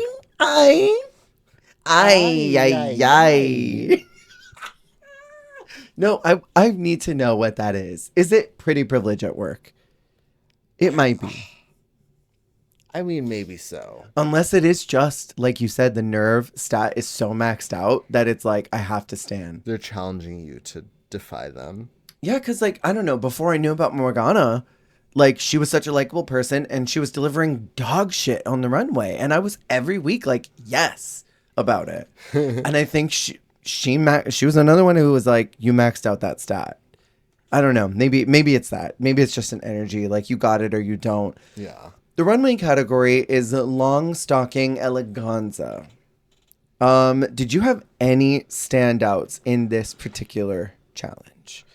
I have 2. I'll let you go first. Well, also, I was like, Pippi Longstocking? Oh no, that song's gonna be stuck in my head now. Oh, no. Okay. There was a theme song. Oh no. Hurry, let's move on before it sticks. Do you have 2? I loved the Chucky realness of it all. Of Vanity. Vanity made me laugh. It is kind of sickening, isn't it? It is kind of sickening. It's like Chucky meets Freddy Krueger almost, isn't it? Because it's both. It's the Chucky hair. Yeah. The coloration of the Freddy sweater. Yeah. Mixed with sort of the overall idea of Chucky. So it's Chucky, Freddy, Swedish. La Boo. La Boo Boo. I have the first Freddy Chucky La Boo Boo. I liked Santina's sex machine. Oh my god, me too. The Kelly Mantle of it all. Stop it. Is it? Give it up. Look at this. This is Kelleth Manteleth in the flesh. Mantini. Completely. Okay. I need to know Uh-huh. what you think about Endigo's look, and I need to know what you think about Antonina Nutshell's look. Go. Okay, so we'll go in order. Indigo. I don't want to be this mean. It's very CD. It's Thank so you. There's something it's so so earnest CD. about it that I think her presentation is too earnest. Yeah. That it's giving like she just walked out of the bedroom or bathroom and she's like, "How's this? I'm How do gonna I head down to look? the What do you pier think?" and Like have holding on sex to with the men. ends of her giant like I don't even know what that's called, like the ends of the hat, but like Her it's so like, tendrils. how do I look? Do you want it a Oh, different do you way? like that, Daddy? Do you want me to send you more photos, Oh God, I Daddy? It's can't. I don't want to be mean, but it's so CD. And then who's the other one? You want I want Antonina? to know what you thought of Antonina's "Hey Hey You." I don't I like don't your like your girl. nutshell. I think you need a new skirt. Which she borrowed that skirt because her skirt was too short and you could see her panties again. Panties, bitch. Panties, bitch. What I think about Antonina, her drag makes me laugh a lot because she looks like a Gen Xer who's trying to fit in with Gen Zers. Hello, fellow youths. Like, she is reading so old in everything that she does, and she's not that old, but she literally reads like a 50-year-old person who went to the 21 and up club, the 18 and up club even, and got in drag to go hang out there, to go be a part of like their son's life. Not their son's life. Their like young queer son who just started doing drag and they don't know what they're doing, but they're getting in drag to go support them. And they're like, this is what we wore back in the subdivision. Stop! Jail. Jail. I think that she needs to either age up her looks or quit drag. Age down her existence. Age down. Quit drag, please. Get back in the nutshell. Stop going to the club to see your son. Like, just let your son perform in drag. It's fine. You don't have to be there in drag too. Pay for his Ubers and stay home. And stay home and watch Family Matters or like Family Feud or whatever. Like, just don't do it. No, I don't enjoy it at all. Because it is so old. It literally looks like someone who's 3 times older than this look, masquerading as someone young. But like young, but the reference is outdated. It's youth from someone who's never been young. Never. Never. Benjamin Button. Exactly. It's street for someone who's never left their house. Okay, let's wake this up. This is Lakeisha Lubamba. Down. Bless you. This is Lakeisha Lubamba. But something about this is so Canada's Drag Race to me. Like Canada season 1 to me. Anyways, I don't like it. This is Canada's Lakeisha. This is Canada's Lakeisha sent over. Lakeisha La Canada. The two that I really loved, I mean, I enjoyed the hell out of Santana. And that was one of mine. But I loved Electra Cigarette Girl. With the multiple With the legs. legs. I thought it was so fun. And I thought it was so fun. The way that the one fell off and she just played with it. Yeah. It was great. I love the multicolors. It was a good time. She looks so beautiful. Yes. She looks beautiful. I still think this could have been Santana's win week. Like, I think episode 1 and 2 could have been hers. Right. I know. Always a bridesmaid for this poor girl. Yeah. Electra is called as the winner. And then Indigo is called safe, despite being told that she did not, quote unquote, dispel their doubts. That's like kiss of death. That is damning. That's like, you are out next, bitch. Basically saying, hey, we're still not sure about you, by the way. And you did nothing to make us feel like we should have kept you. That's crazy. Like, that's what that's saying. Might as well be in the bottom. Like, you might as well be like, so do you want me to just lip sync? Do you want me to pack now, or should Yeah. I wait and see what you think Let's- after this? I don't feel good. Can I say about the other bottom? Because the two that are there, is Antonina and Vanity. Vanity. My honest, earnest feeling is that this was a TV moment.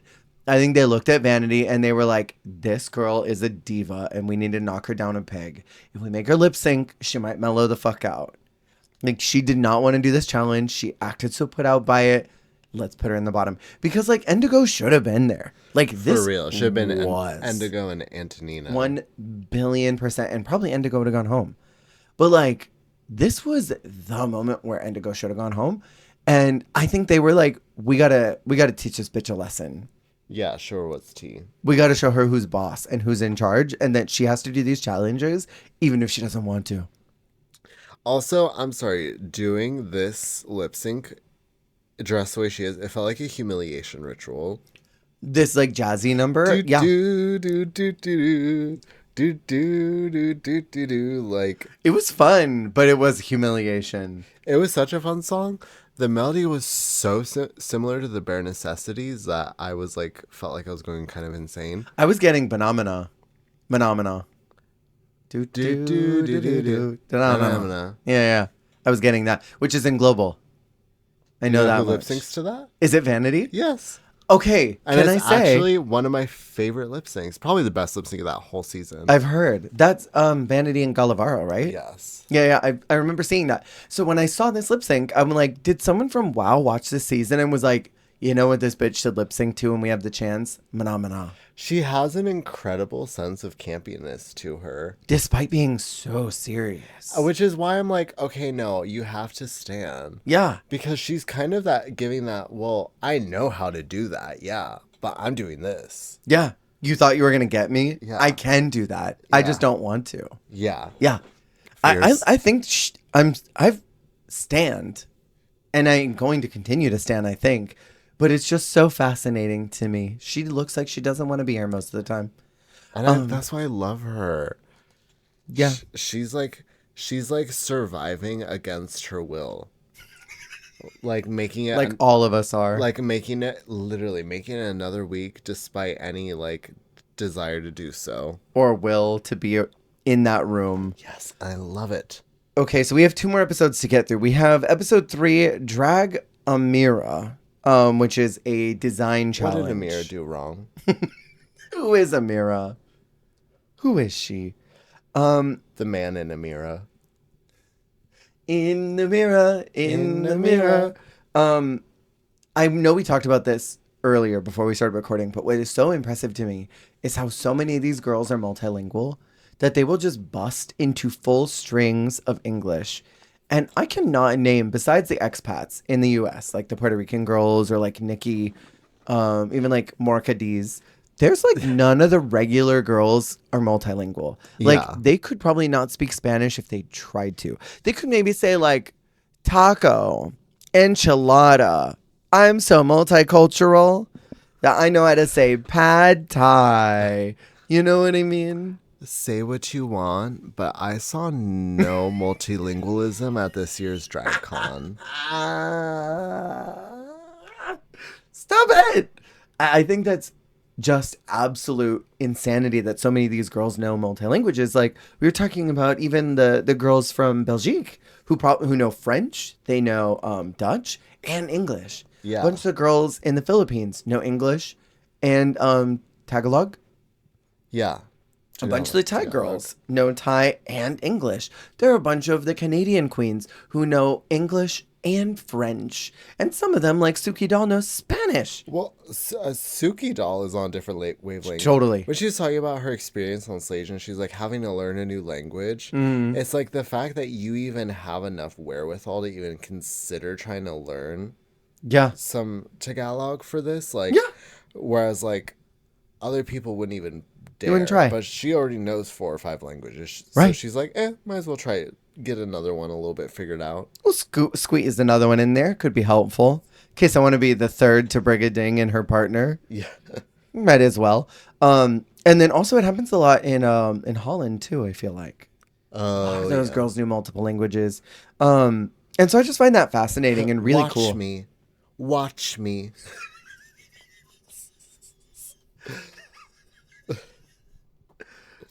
Oh, God. Stop. Fuchs comes in and tells them that it's important to know their history and shows them Krister Lindar, who's a very long time stage performer that's done drag, who under the name Jaja Shakespeare. I found out they've been doing drag since the 70s. Fierce. That's crazy. And so then they have to answer some random questions that don't have anything to do with history. It's like math. I love how Myra was like, these questions have nothing to do with history. They are random. They are statistics and numbers and blind guessing. Yeah, may the best guess win. And at one point they asked them to like determine miles. And you and I have said many times, never trust a gay person to try and give you an adequate length of something. No. Because wasn't there like 300,000 kilometers or something written at one point by one of them? There's some crazy answers given out because they were guessing any type of number. I mean, it showed you the level of like absurdity of the quiz because the person who knew the least on paper is the one who won, which is Indigo. The way that Indigo was like, I don't know any of these, and just practically guessed on all of them and got the win every time. Psychotic. Insane. Brain rot. I thought it was really cool they had this diva here, but then there's like no actual proper segue into what the maxi is. No. Which has nothing to do with this person at all. No, it has to do with Greta Thunberg. But this is when I texted you. Earlier this week, I texted you and I said, I know why the season failed and was never renewed. And it's because they don't have a pit crew. They needed male bare feet on painted concrete. And they needed those exposed toes to get ratings. And they didn't have that. The risk of tetanus. Compared to Belgique, where it's like them every 5 seconds, and then one of the people being like, ooh, friet crew. Friet crew. Like, it's like Peach with no eyebrows, like, friet crew, like looking so excited. Or like in Philippines, when that guy was just like bricked up. Max Chub. Maximum Chub. Tomato. Or what was it in España when they and Italia where they had those dudes packing? Yeah. Down in La Mastraga, they don't seem to care about censorship at all because some of those underwear are straight up see-through and you can see full VPL. Love. Full entire. Me too. But yeah, they get exposed to a bunch of trash, like actual trash. And it literally is. It's trash. Some PA went to a secondhand store and bought everything. There's toys. There's a full plastic dice set. There's foam things. There's a night helmet here. There's literally everything. Make it make sense. There's like fake gadget wires. Like it looks like you're going to defuse a bomb. They're meant to make trash into treasure. And there are 2 words that get thrown around here that I want to pick your fashion brain about before we look at these. We've been going for a while, so we need to wrap through these looks. But Fuchs says she wants them to make avant-garde couture. Avant-garde is meant to like push boundaries, where couture is really about like exclusiveness and craftsmanship. These are very juxtaposed ideas, and while they can intersect, they're so different, right? Well, and like, I don't know. Avant-garde looks are usually couture, but couture doesn't have to be avant-garde. Totally. Because, like, yeah, something that's avant-garde is usually more like experimental, like a little like off the beaten path. Couture is really just like a fancy way of saying it's custom. It's one of a kind. It's made for you. Right. So, like, really everything you see on Drag Race for a sewing challenge technically is drag queen couture. Yeah. Because it was one of a kind made for them and their body and their measurements specifically for them. But yeah, couture is really speaking to the bespoke element of it, whereas avant-garde is more speaking to the design qualities and the POV. Yeah. I don't think either quality is achieved much. No, not here. Let's talk about these really quick. So, I do want to say the piped in clapping during the CoverGirl walk, I can't with. I really started to notice it here. CoverGirl, clap, clap, clap, clap, clap. Put the bass in your walk. And then you see it's like two people. It's just a battle. Okay, so first out is Admira Thunder Pussy. Do you have high enough quality photos, or do you want the screenshots that I took? It's fresh in my soul. Okay. I'll say, when we're talking about couture, I think this falls short of couture because it doesn't look one of a kind bespoke. No. It looks a little more generic, looks a little more like it could have been bought. Whereas to me, I would equate couture with something a little more one of a kind, like even something like what Irma wore. Irma Gerd. Irma Gerd. Irma Queen. Irma Queen. I am a queen. I'm a queen. I'm a queen. Irma Queen. Irma Queen. Irma Gerd. Yeah. I liked Irma Gerd a lot too. But yeah, so I'll say I feel like Admira, she lucked out. Her pussy did not have much thunder. There was no thunder in this pussy. She is very, very, very lucky. This is a piece of fat. I mean, it's literally just a jumpsuit, like a showgirl jumpsuit. I like the goth showgirl for her. Oh yeah. I will say I think she did what my favorite thing is in a sewing challenge, not in terms of anything that she made, but sorry, that is weird roundabout shade. I set that up so poorly.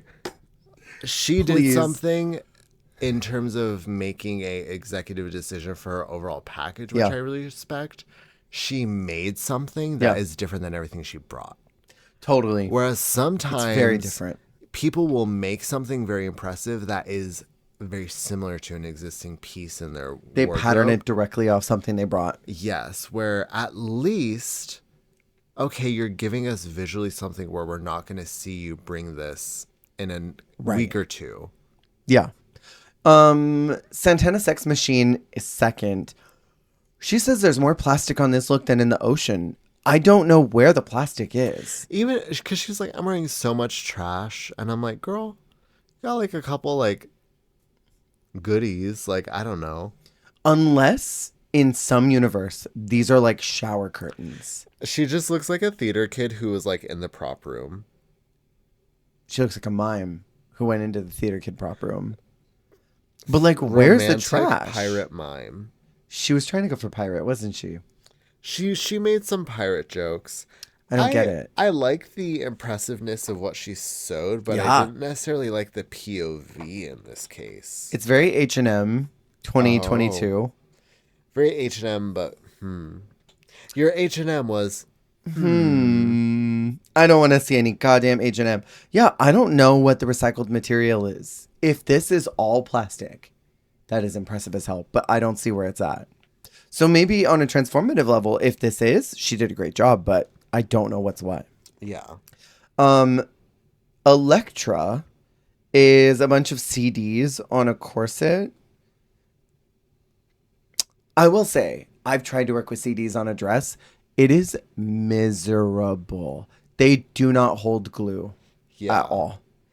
Yeah, it's almost like they're not made to be used for sewing or designing. What a crazy idea.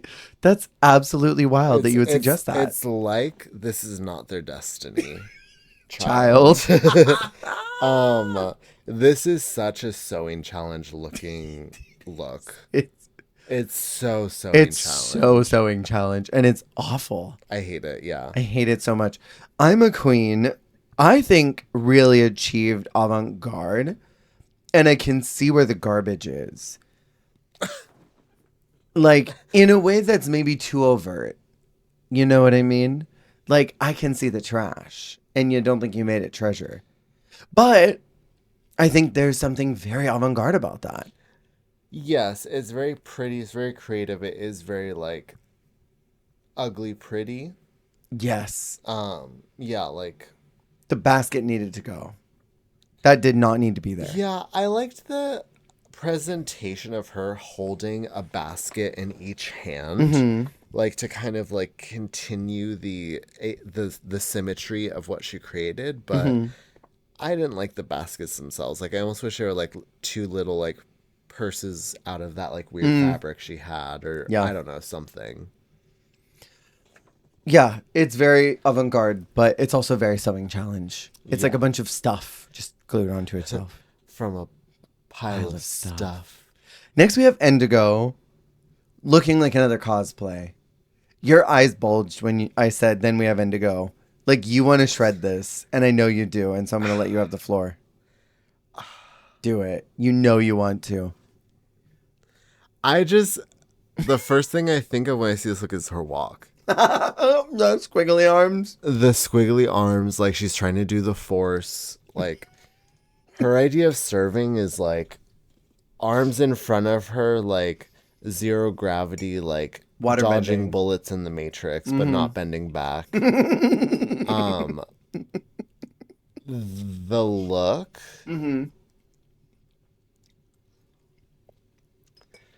You know, the photobomb challenge on Drag Race in the mini challenges, the show we're talking about. I'm familiar. Where they have to photobomb like famous scenes. She looks like she's photobombing the Pepsi commercial with like Pink and Brittany and Beyonce, whoever the three are, Christina. Oh, no. And then like she walks out. But like also like that meets like Mario's gonna save her from Bowser, and then she gives you a star, or like maybe she gives you a hat that lets you turn into like, I don't know. She looks A like car. she looks like a companion in Paper Mario, but like the companion you don't want to play with. It's that boring level where you have to like, they have to like follow you. Yeah, and yeah, you yeah. can't get too far away from them, or they get lost and start panicking. And you have to turn around and go get them, Of course. only to drop them off somewhere else, and you're like, thank God you're not perma. Like, I'm glad you're not going to be in my party because I won't ever use you. Permagene. Okay. New drag name. Permabeth. Permabeth. Like permadeath? Oh my God. Permabeth. Permabeth. Sorry. No, that's great. And then we have Vanity Vane, who looked badass in movement, but this does not photograph well. Okay, the photograph is actually like rage bait. It's so crazy. Because in motion, it's such a cunty moment. Thing that is true about movement dresses, they do not photograph well. Yeah. Unless a designer 100% knows how to make something so what is that word when they're photographable? Photogenic. No. When the outfit is. They use it a lot on Project Runway in the earlier seasons. I don't remember Dynamic? No, there's like a specific word for when it photographs well. In any case, it's very like, unless the designer knows exactly how to do that, it's just going to look a little funky. It's going to be moving too much. And can I also say too, in the realm of movement, something I noticed about this season is how unmedia ready a lot of these girls are. Oof. Something that for those of you who are listening who plan on going on TV, you cannot move that much when you're on TV. You have to figure out how to emote without like shaking your body everywhere. Yes. Because the camera has to catch you. And if you're constantly in movement, you're going to be like blurry all the time. Yeah. And these girls are bopping 100% of the time. Yeah. I don't know if you caught it. They're bopping all the time, or like their heads are going everywhere. Like when the camera's on them, you'll know the professionals from the ones who are not. Like Admira and Vanity are very good about not moving their head. Like this whole time Vanity's walking, her head is in one place and the dress is moving. Where like some of the other girls, like Fontana's walking and she's like, you know, Yeah, spinning plates, twerking. doing way too much. Yeah, I thought this was great. I wrote down showcasing fringe in a goth honoring manner. not goth honoring. You're going to hell. Thank you. I feel like this is what girlies think they're serving when they do the looks out of the VHS ribbon. Oh, yes. But like this is like the more yesified form of that because it's got more body and shape to it. So much body. More so than what photographs. Yeah. And then we have Fontana, who I know I just roasted the dog shit out of her walk, but low-key, this was the winner for me. Stop. Am I a crazy girl? Her Save the Planet realness. Yeah. Did it not look like La Macarena's sewing look? Oh, no. I hated La Macarena. The blue? It didn't look like that to you? No, this was good. It's giving La Macarena got in touch with nature. La Macarena after walking children in nature. That blue asymmetrical dress. If it's the one I'm thinking of. I live for this. And then the way that the flowers zigzag down. I love this. The cute hair, the multicolored eyeshadow. It's also fun. It's very Brazilian to me. I liked the orange hair with the blue dress. I didn't like how the proclamation was rolled up on her arm because when she came out, she looked like toilet paper roll woman. Yeah. But I love how much you love it. I do. I live. I'm like, ooh, winner, winner, winner. Because she was getting such a I don't know what I'm doing edit. You thought this was it. I thought she was out. I thought my diva was gone. And I'm really loving her a lot. And then she worked out this look. She worked my puss out. And I'm like, you won.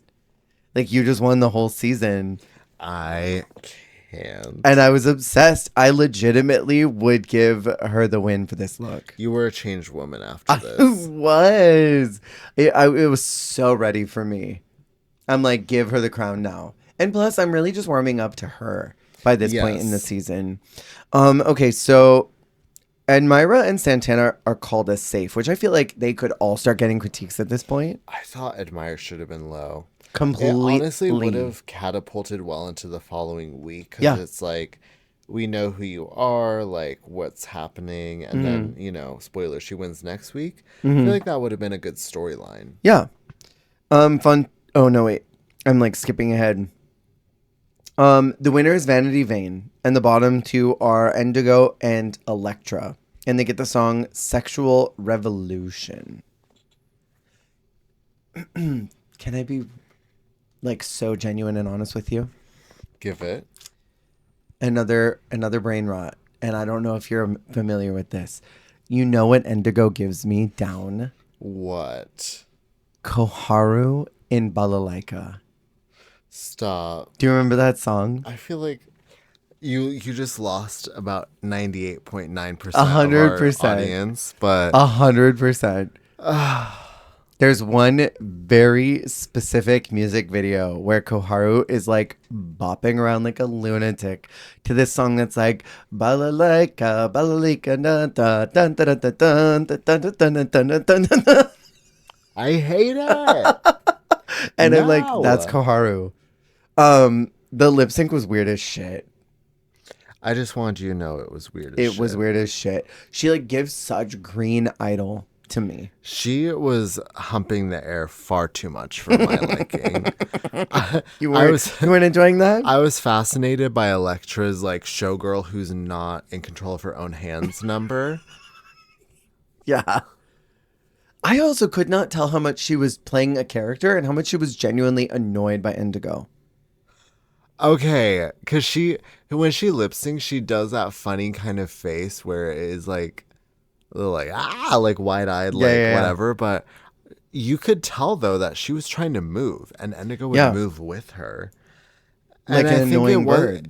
And it wasn't so much like she hates her, but it was just like she kind of, to me, she just looked like she had her own plan of what she was gonna do, and it kind of was infringing on her ability to do what she was planning on doing movement wise. Yeah. Always having this other woman like coming near her. Yeah. Like literally Kimura. I was like, black? I was like, her which too. lip sync did she do that? The banana lady. Banana, banana, banana, banana, banana, banana, banana. Yeah, no, it was very bird. Very bird woman, but not the one you're thinking. Not goose woman. Bird woman, not goose. So Indigo is then eliminated. Oh, did you live? She had to end a go. She she had to Indigo. I figured out the word, by the way. It's editorial. Editorial. Editorial. I think that if you put Indigo in Drag Race Japan, not as the host, as a contestant, that would be sickening. And I think she would sweep with girls that she had the same wavelength as. I do not think she was ready for this level of queen. Oh, God, she's one of a kind. Okay. For me, her drag is very like Harajuku meets like 2003 Scene Kid. Hot Topic Harajuku. Hot Topic Harajuku in such a suspicious woman kind of a vibe. Suspicious woman. Suspicious woman. The Suspicious Woman special. Do you have a Suspicious Woman special? I have a story about that I'll tell you afterwards that Jake and I talk about all the time. Okay, so episode 4, the last one we're talking about is called Snatch Game, and my booty butt tenses every time Snatch Game is about to happen. Yeah. I get so nervous. And it's the worst combo, which is a reedy challenge into Snatch Game. So we already know what expectations are for comedy. And at this point, it's like, of the pantheon of Snatch Games, it's either going to be Italia 2, which was so delightful and funny, or season 15. Like, there's no in between anymore. We don't get those anymore. It's true, because also I feel like now they need to maximize the edit of like, oh, this is a good Snatch Game, or yeah. oh, this is a bad Snatch Game. This was the doing winner. So bad, yeah. This is the loser. Yeah, very. So we have the reading challenge. I only wrote a couple things down that I thought were funny. Admira to Vanity. Vanity Vane, you really can paint yourself into anything except happy and self-confident. Damning. I've never heard that ever. That was hysterical. And then this was the gag. They bring the 3 eliminated queens back. We were talking earlier about how much weight they put on mini challenges. It's almost like, you know how Italia gives out full badges for minis? And it's like, these are way more important than what any other season puts on minis. See, this is what Lucy was talking about. Winning minis and mains. These are important. She had the international mindset. She's a jet setter. She needs to win Sweden versus the world. If she was on Sweden versus the world, she would win every mini, and she'd have like $10,000 to her name. Oh my God. From just minis. They tell us that the 3 eliminated queens have a chance to come back if they win the mini challenge. Which, like, crazy, but at least it's the reading challenge. I feel like that is probably the most deserved mini challenge you can do to come back to the competition, except for maybe like a runway mini challenge if you're doing like a full-on mini challenge. I would have loved if they all had to participate in the Snatch Game, and then the competitors there had to vote for one of them to stay based on their performance. That would have been camp. They'll have to do reads for their fellow competitors. And this is like some insane level of fuckery. Like, this is actually crazy. But Antonina, I think, very well earned her spot. She was hilarious among these 3. She, like, actually turned it and burned it. Vanity Vane, before I met you, I thought you'd be a stuck-up sourpuss. Fontana! Was she the one that had the read for Fontana where I want to keep this short, any tips?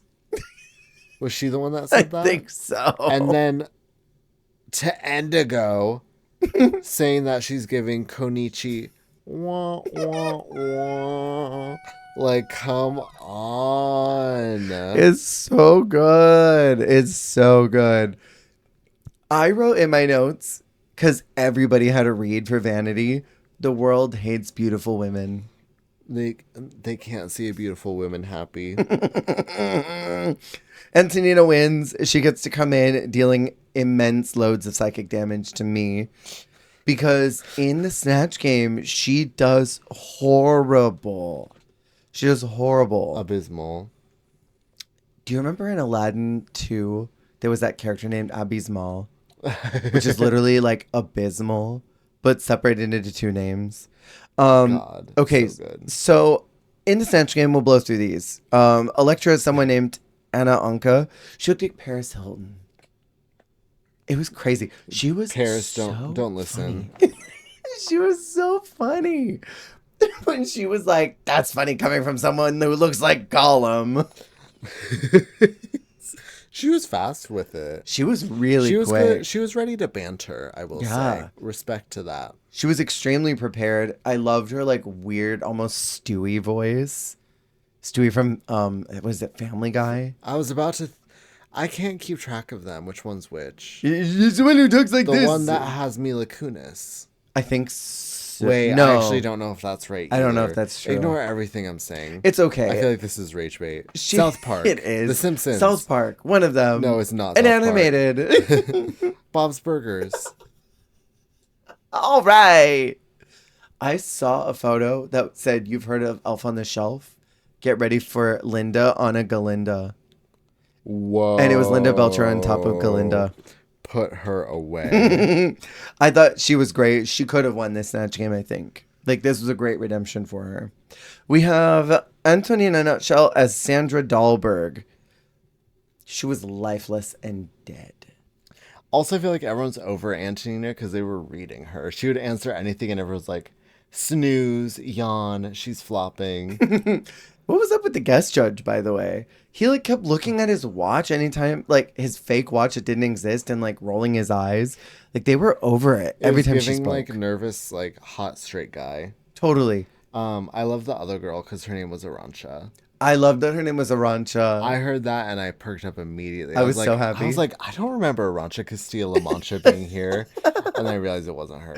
And then you were sad. Yeah, because I was too.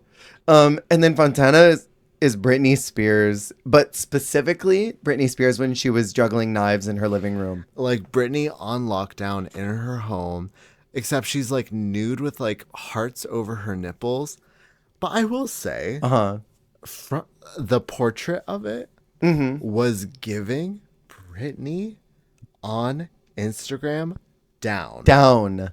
I was like a little bit gagged. The way she like did the kind of like messy, like raccoon eye, like shadow. Yeah. With the messy blonde hair. Yeah. She was giving Britney on Instagram in short shorts and a bra down. I so distinctly, vividly remember this era of Britney. Yeah. Like, this is perma-locked in my brain. And I mean, it wasn't that long ago. No. But this was so specific. It was the craziest thing. And then her just going, ow. The to whole time. Everything. Just reacting constantly. It was unwell behavior. But it was good. In like, you're sick in the head. Yeah. It's like the times when like a vocal stim like that on Snatch Game works out. Yeah. It's the Miley, but the good version. We have Santana Sex Machine as Gunilla Pearson. Goon? Yeah, gooning. I did not write anything down because she was there. And also her edit didn't show her a lot. Any thoughts from you? I like can't remember much except for she looked terrifying. The craziness of this mug. It's so sinister. And you can see the dark lace line. It's a cursed image. It's giving like Morticia gets like an LA makeover. Like Morticia goes blonde. You know what I mean? Kelly Mantle does Morticia. Actually, not Morticia, sorry. Well, it is a little Morticia, but it's also very what's her name? Vampira? Oh. It's a little more Vampira, that brow. Yeah. I don't know, but she's literally giving like Ghoul Woman goes to Beverly Hills. Ghoul Woman in Beverly. Then we have Vanity Vane as Anna Book. The fucking teeth. I'm sorry. I thought she was funny. She was. She was evil and awful, but kind of funny. Super. The woo, and then the long pause, and then the woo again. It was crazy. Admira was Anita Ekberg. I thought she was so transformative to like another level. And she was so funny when she like did her deep breath and she was like that got me. She was giving character acting. Yeah. Whereas I feel like Elektra was just being like more like just funny. Quick and funny. This was a fully realized character that Admira was doing. Yeah. When she was like, book me a taxi. That was hilarious. And she had to be next to Vanity on her left, who just looked insane. And then who was... Ima on the other side looking like Alexis Michelle. Stop that right now. Does she not? Anything else you want to say about her?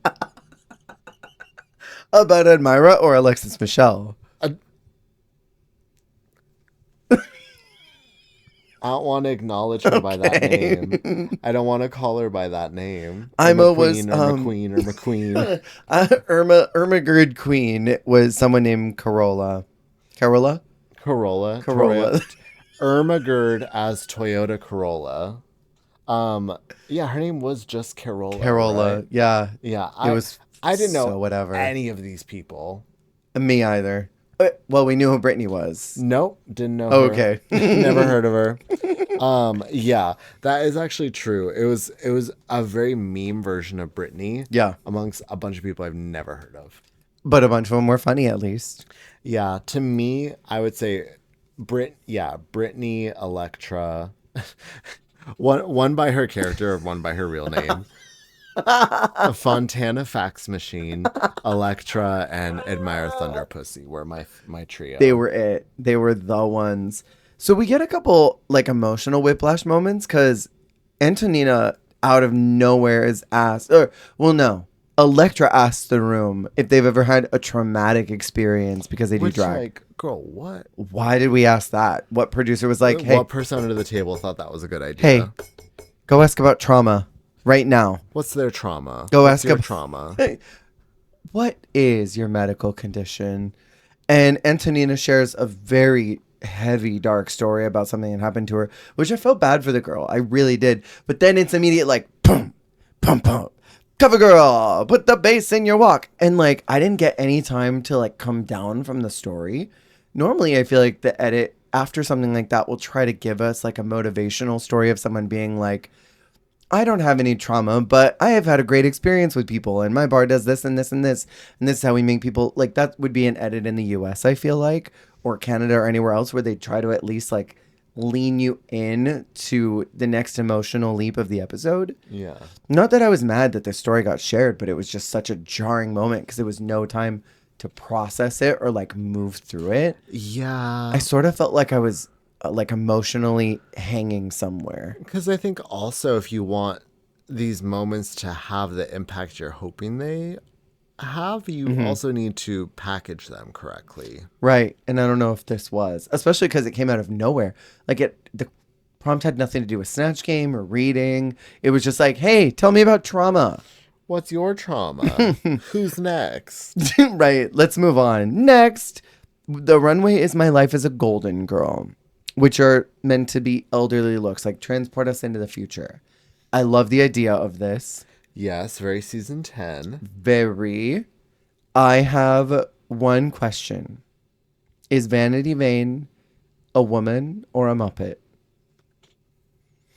Are you a man or a Muppet? Some of these loose skin fantasies were... I'm like, have you ever seen an old person before? She looks like American Horror Story cult. They look like they're going to peel out of themselves and be born anew. It's so evil. Did you have anyone from this runway that you were like, yes, God? Honestly, I liked Fontana Fax Machine. Her weird like spiky thing, I guess. Why was she silver though? It's like a golden girl thing. That gagged me because the lighting made her look gold. Yeah. And then after I was like, wait, this bitch ain't gold. That bitch is silver. She must have known that it was going to turn her that color on the lights. Also, I loved Admire doing a tribute to someone who was talked about not this week. Hey, remember this person? Hey, remember Here's a this? tribute to them. Yeah. Okay, she looked genuinely like the most elderly, though. She did I think she did probably the best, like, elderly illusion. I also honestly really liked Elektra's without the reveal. Really? I liked the reveal better. Wow. Frumpy Dorothy. Mm-hmm. I liked her just coming out in the dress and coat and be like, hi, I'm old. Hi, old. Hi, old, to myself. Why did Antonina just look like her? Antonina in a gray nutshell. In a gray nutshell. When everybody's introduced on the runway, the lady judge, who I just don't remember anybody's names from the judging panel this season, because they're not around that much. Their critiques are so short. I do not get any chance to know who they are. She says, welcome back to the competition, but not welcome back to your skirt. Why do you keep wearing the short skirts? Literally. And I mean, it was like a meme edit. This outfit really did just look like a reskin of a classic look from her, because, like, it's just like her blonde hair in gray and then like the outfit just like in black. Yeah. Like, and underwear showing. It looks like she was going to do the Granny Girl Group Challenge, but the group that Sasha and Aura were on. The rock one. The rock grannies. Totally. She just needs the saggy boobs. How dare you look me in the eye like I am about to die. The winner of the entire challenge is Admira Thunder Pussy, which I think was totally valid. I think Elektra really gave her a run for her money. Completely. It could have been her win after being bottom bitch last week. Yeah. But Admira needed to win something. She's been doing good and consistent. And Vanity is called safe. Ima is called as the first one up for a limb. And then Antonina's bottom again. Like, if you come back and immediately are in the bottom, like, go home. Jail. I mean, I feel like that's probably what the room was expecting. I was expecting given that. Their gagged reactions to it all. But the worst possible thing happened. This lip sync song is Kitty Girl. Kitty Girl by RuPaul. RuPaul. The clack, clack, clack started of Kitty Girl. I paused and said, not fucking this. And then in that moment, Jesse, I know you read them, but I said, this is BS. What an injustice, a farce and a sham that Ima's out. Because I knew that Antonina makes it farther. Yeah. Because I accidentally saw on the wiki. You already knew what was going down. And then I said, I'm glad this season got canceled. This is how upset I was. This was like the angry version of when Peach got eliminated. I'm like, I felt it the other way. I'm like, I'm mad that this person got eliminated. So heated. And I'm glad that I had some break time before I have to watch another one. Like, I'm glad about that. I'm so upset. It's giving, you know what? I'm glad you broke your elbow. Is that you when you found out it was canceled? I'm glad. Yeah, I hate this song. Fuck off with this song. I'm so tired of Kitty Girl. I do hate the feeling like they feel like they have to do a U.S., like a heavy U.S. song like that, especially a RuPaul song. Mm-hmm. Like either a RuPaul song or just something very like, I don't know. Unless it's like a diva anthem. Like doing Crazy in Love by Beyonce in Thailand, like that made sense because I'm like, I feel like this song has impact. Sure. But like, I don't know, making them do like Knock on Wood or something where it's clearly just like a weird like retro favorite. I'm like, come on now. Or a Pump Up the Jam. Now, not too much because I know you love that Balenciaga song. Ate that up. She did, but also so did Edna, please. You couldn't take her. You could not take her. Can I say, Antonina, I think was doing way too much. She was, have I ever told you Walking on Sunshine before? Have I ever told you what this means in context? No, but I can already kind of picture it with her because she certainly was on one. There was this queen. I want to name her by name. We'll call her London Joy, who came out and did I Saw the Signs one time, and her entire number was drawing a shape of a rectangle in the air. I saw the signs. Oh my God, jail. And that's what she did through her whole number. Wide-eyed, like terrified wide eyes the whole time. The next time we saw London Joy was at a nightclub called VIP. And the music started. It was do do do do do do do do do do do do do do do of Walking on Sunshine. She pops out of the curtain, wide-eyed again, like literally like I used to think maybe you love me. Like that's the vibe. And she just is standing there like a deer in headlights, not doing anything. It starts, I'm walking on sunshine. She sprints from the stage. Did you ever go to VIP? I don't think I did. She sprints down the aisle to the bar, runs to the left up the little makeshift stairs that go to like the quote unquote upper lobby area, which was just a race platform, runs behind the patrons, and then gets back to the front of the bar. But she made that lap before it finishes. Whoa! So then she runs again through the next chorus of Walking on Sunshine.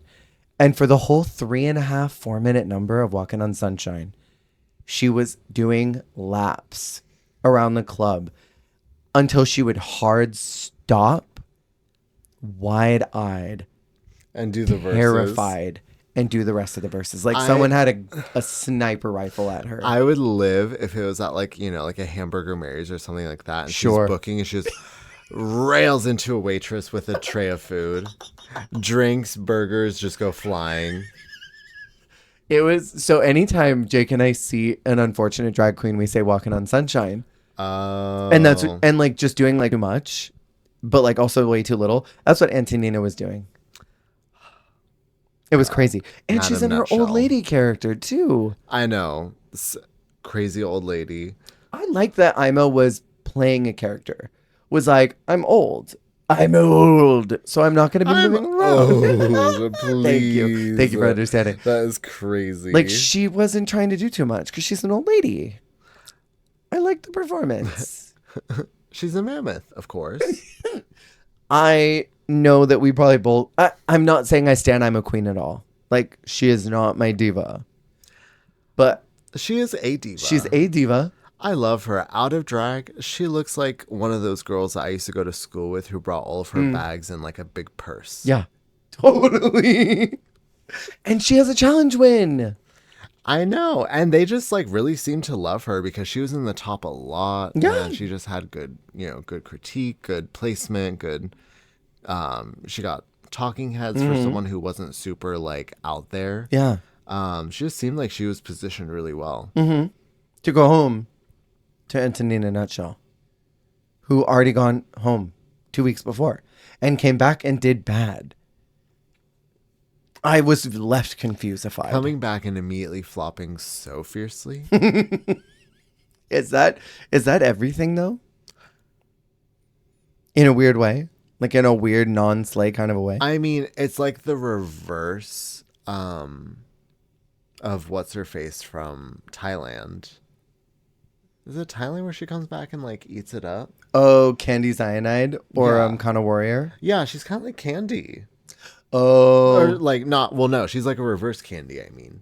She's like Kana. Came back and did poorly. Well, that almost feels like mean to Kana to compare them. You're so right. At least Kana was a warrior. Antonina was just in A nutshell. Yeah. Well, that was a lot. We had a lot to say about these, but any final thoughts about so far Sverige? I would probably just say, ow. Oh. But do you still love this season even watching it over again? Yes, I think it's a quirky little hoot. It is. I think Snatch Game is a low point. 100%. I think we're in for more damage. But I love this cast. Psychic. Great. Psychic wounds will be inflicted. Okay. There's only 4 episodes left. Buckle up. How much more Well, maybe I shouldn't say that. How much more can I How much take? more bad could happen? Only one way to find out. That scares me. Okay. Well, we will finish this season next week. And we will, after this, I think, get into a season that people are dreading. And that's España 3. I think that's after this. It's necessary viewing, honestly. It's so important to talk about. Yeah, I'm almost, or is it Germany that's after this? One of them. I'm getting ahead of ourselves in the bunker here, but it's España. Oh, I'm thrilled. It's España 3. This is the one that everyone tells me is bad. But it's also important and Yeah, iconic it's history and necessary, and it has women I love. People died here. Isn't this where Macarena comes back? Or someone from 1 or 2 comes the back? season after this. I think it's 4 where Macarena comes back, but I can't remember. Okay. We'll have to see. But this does have also Petita, who I love. Ooh. Or Paquita. There's La Petita and the Paquita. Not La Petite Noire, right? No. Okay. No. But I think Paquita is the one I'm obsessed with. Oh, okay. Yeah, Paquita. Thank you so much for listening to this episode of Drag Race Sverige. We will be back next week to finish off this season. Remember, you're doing a great job. You're doing the best you can. And that is all you can do. Good night. Bye. Bye. Rest in peace, Luffy. Oh.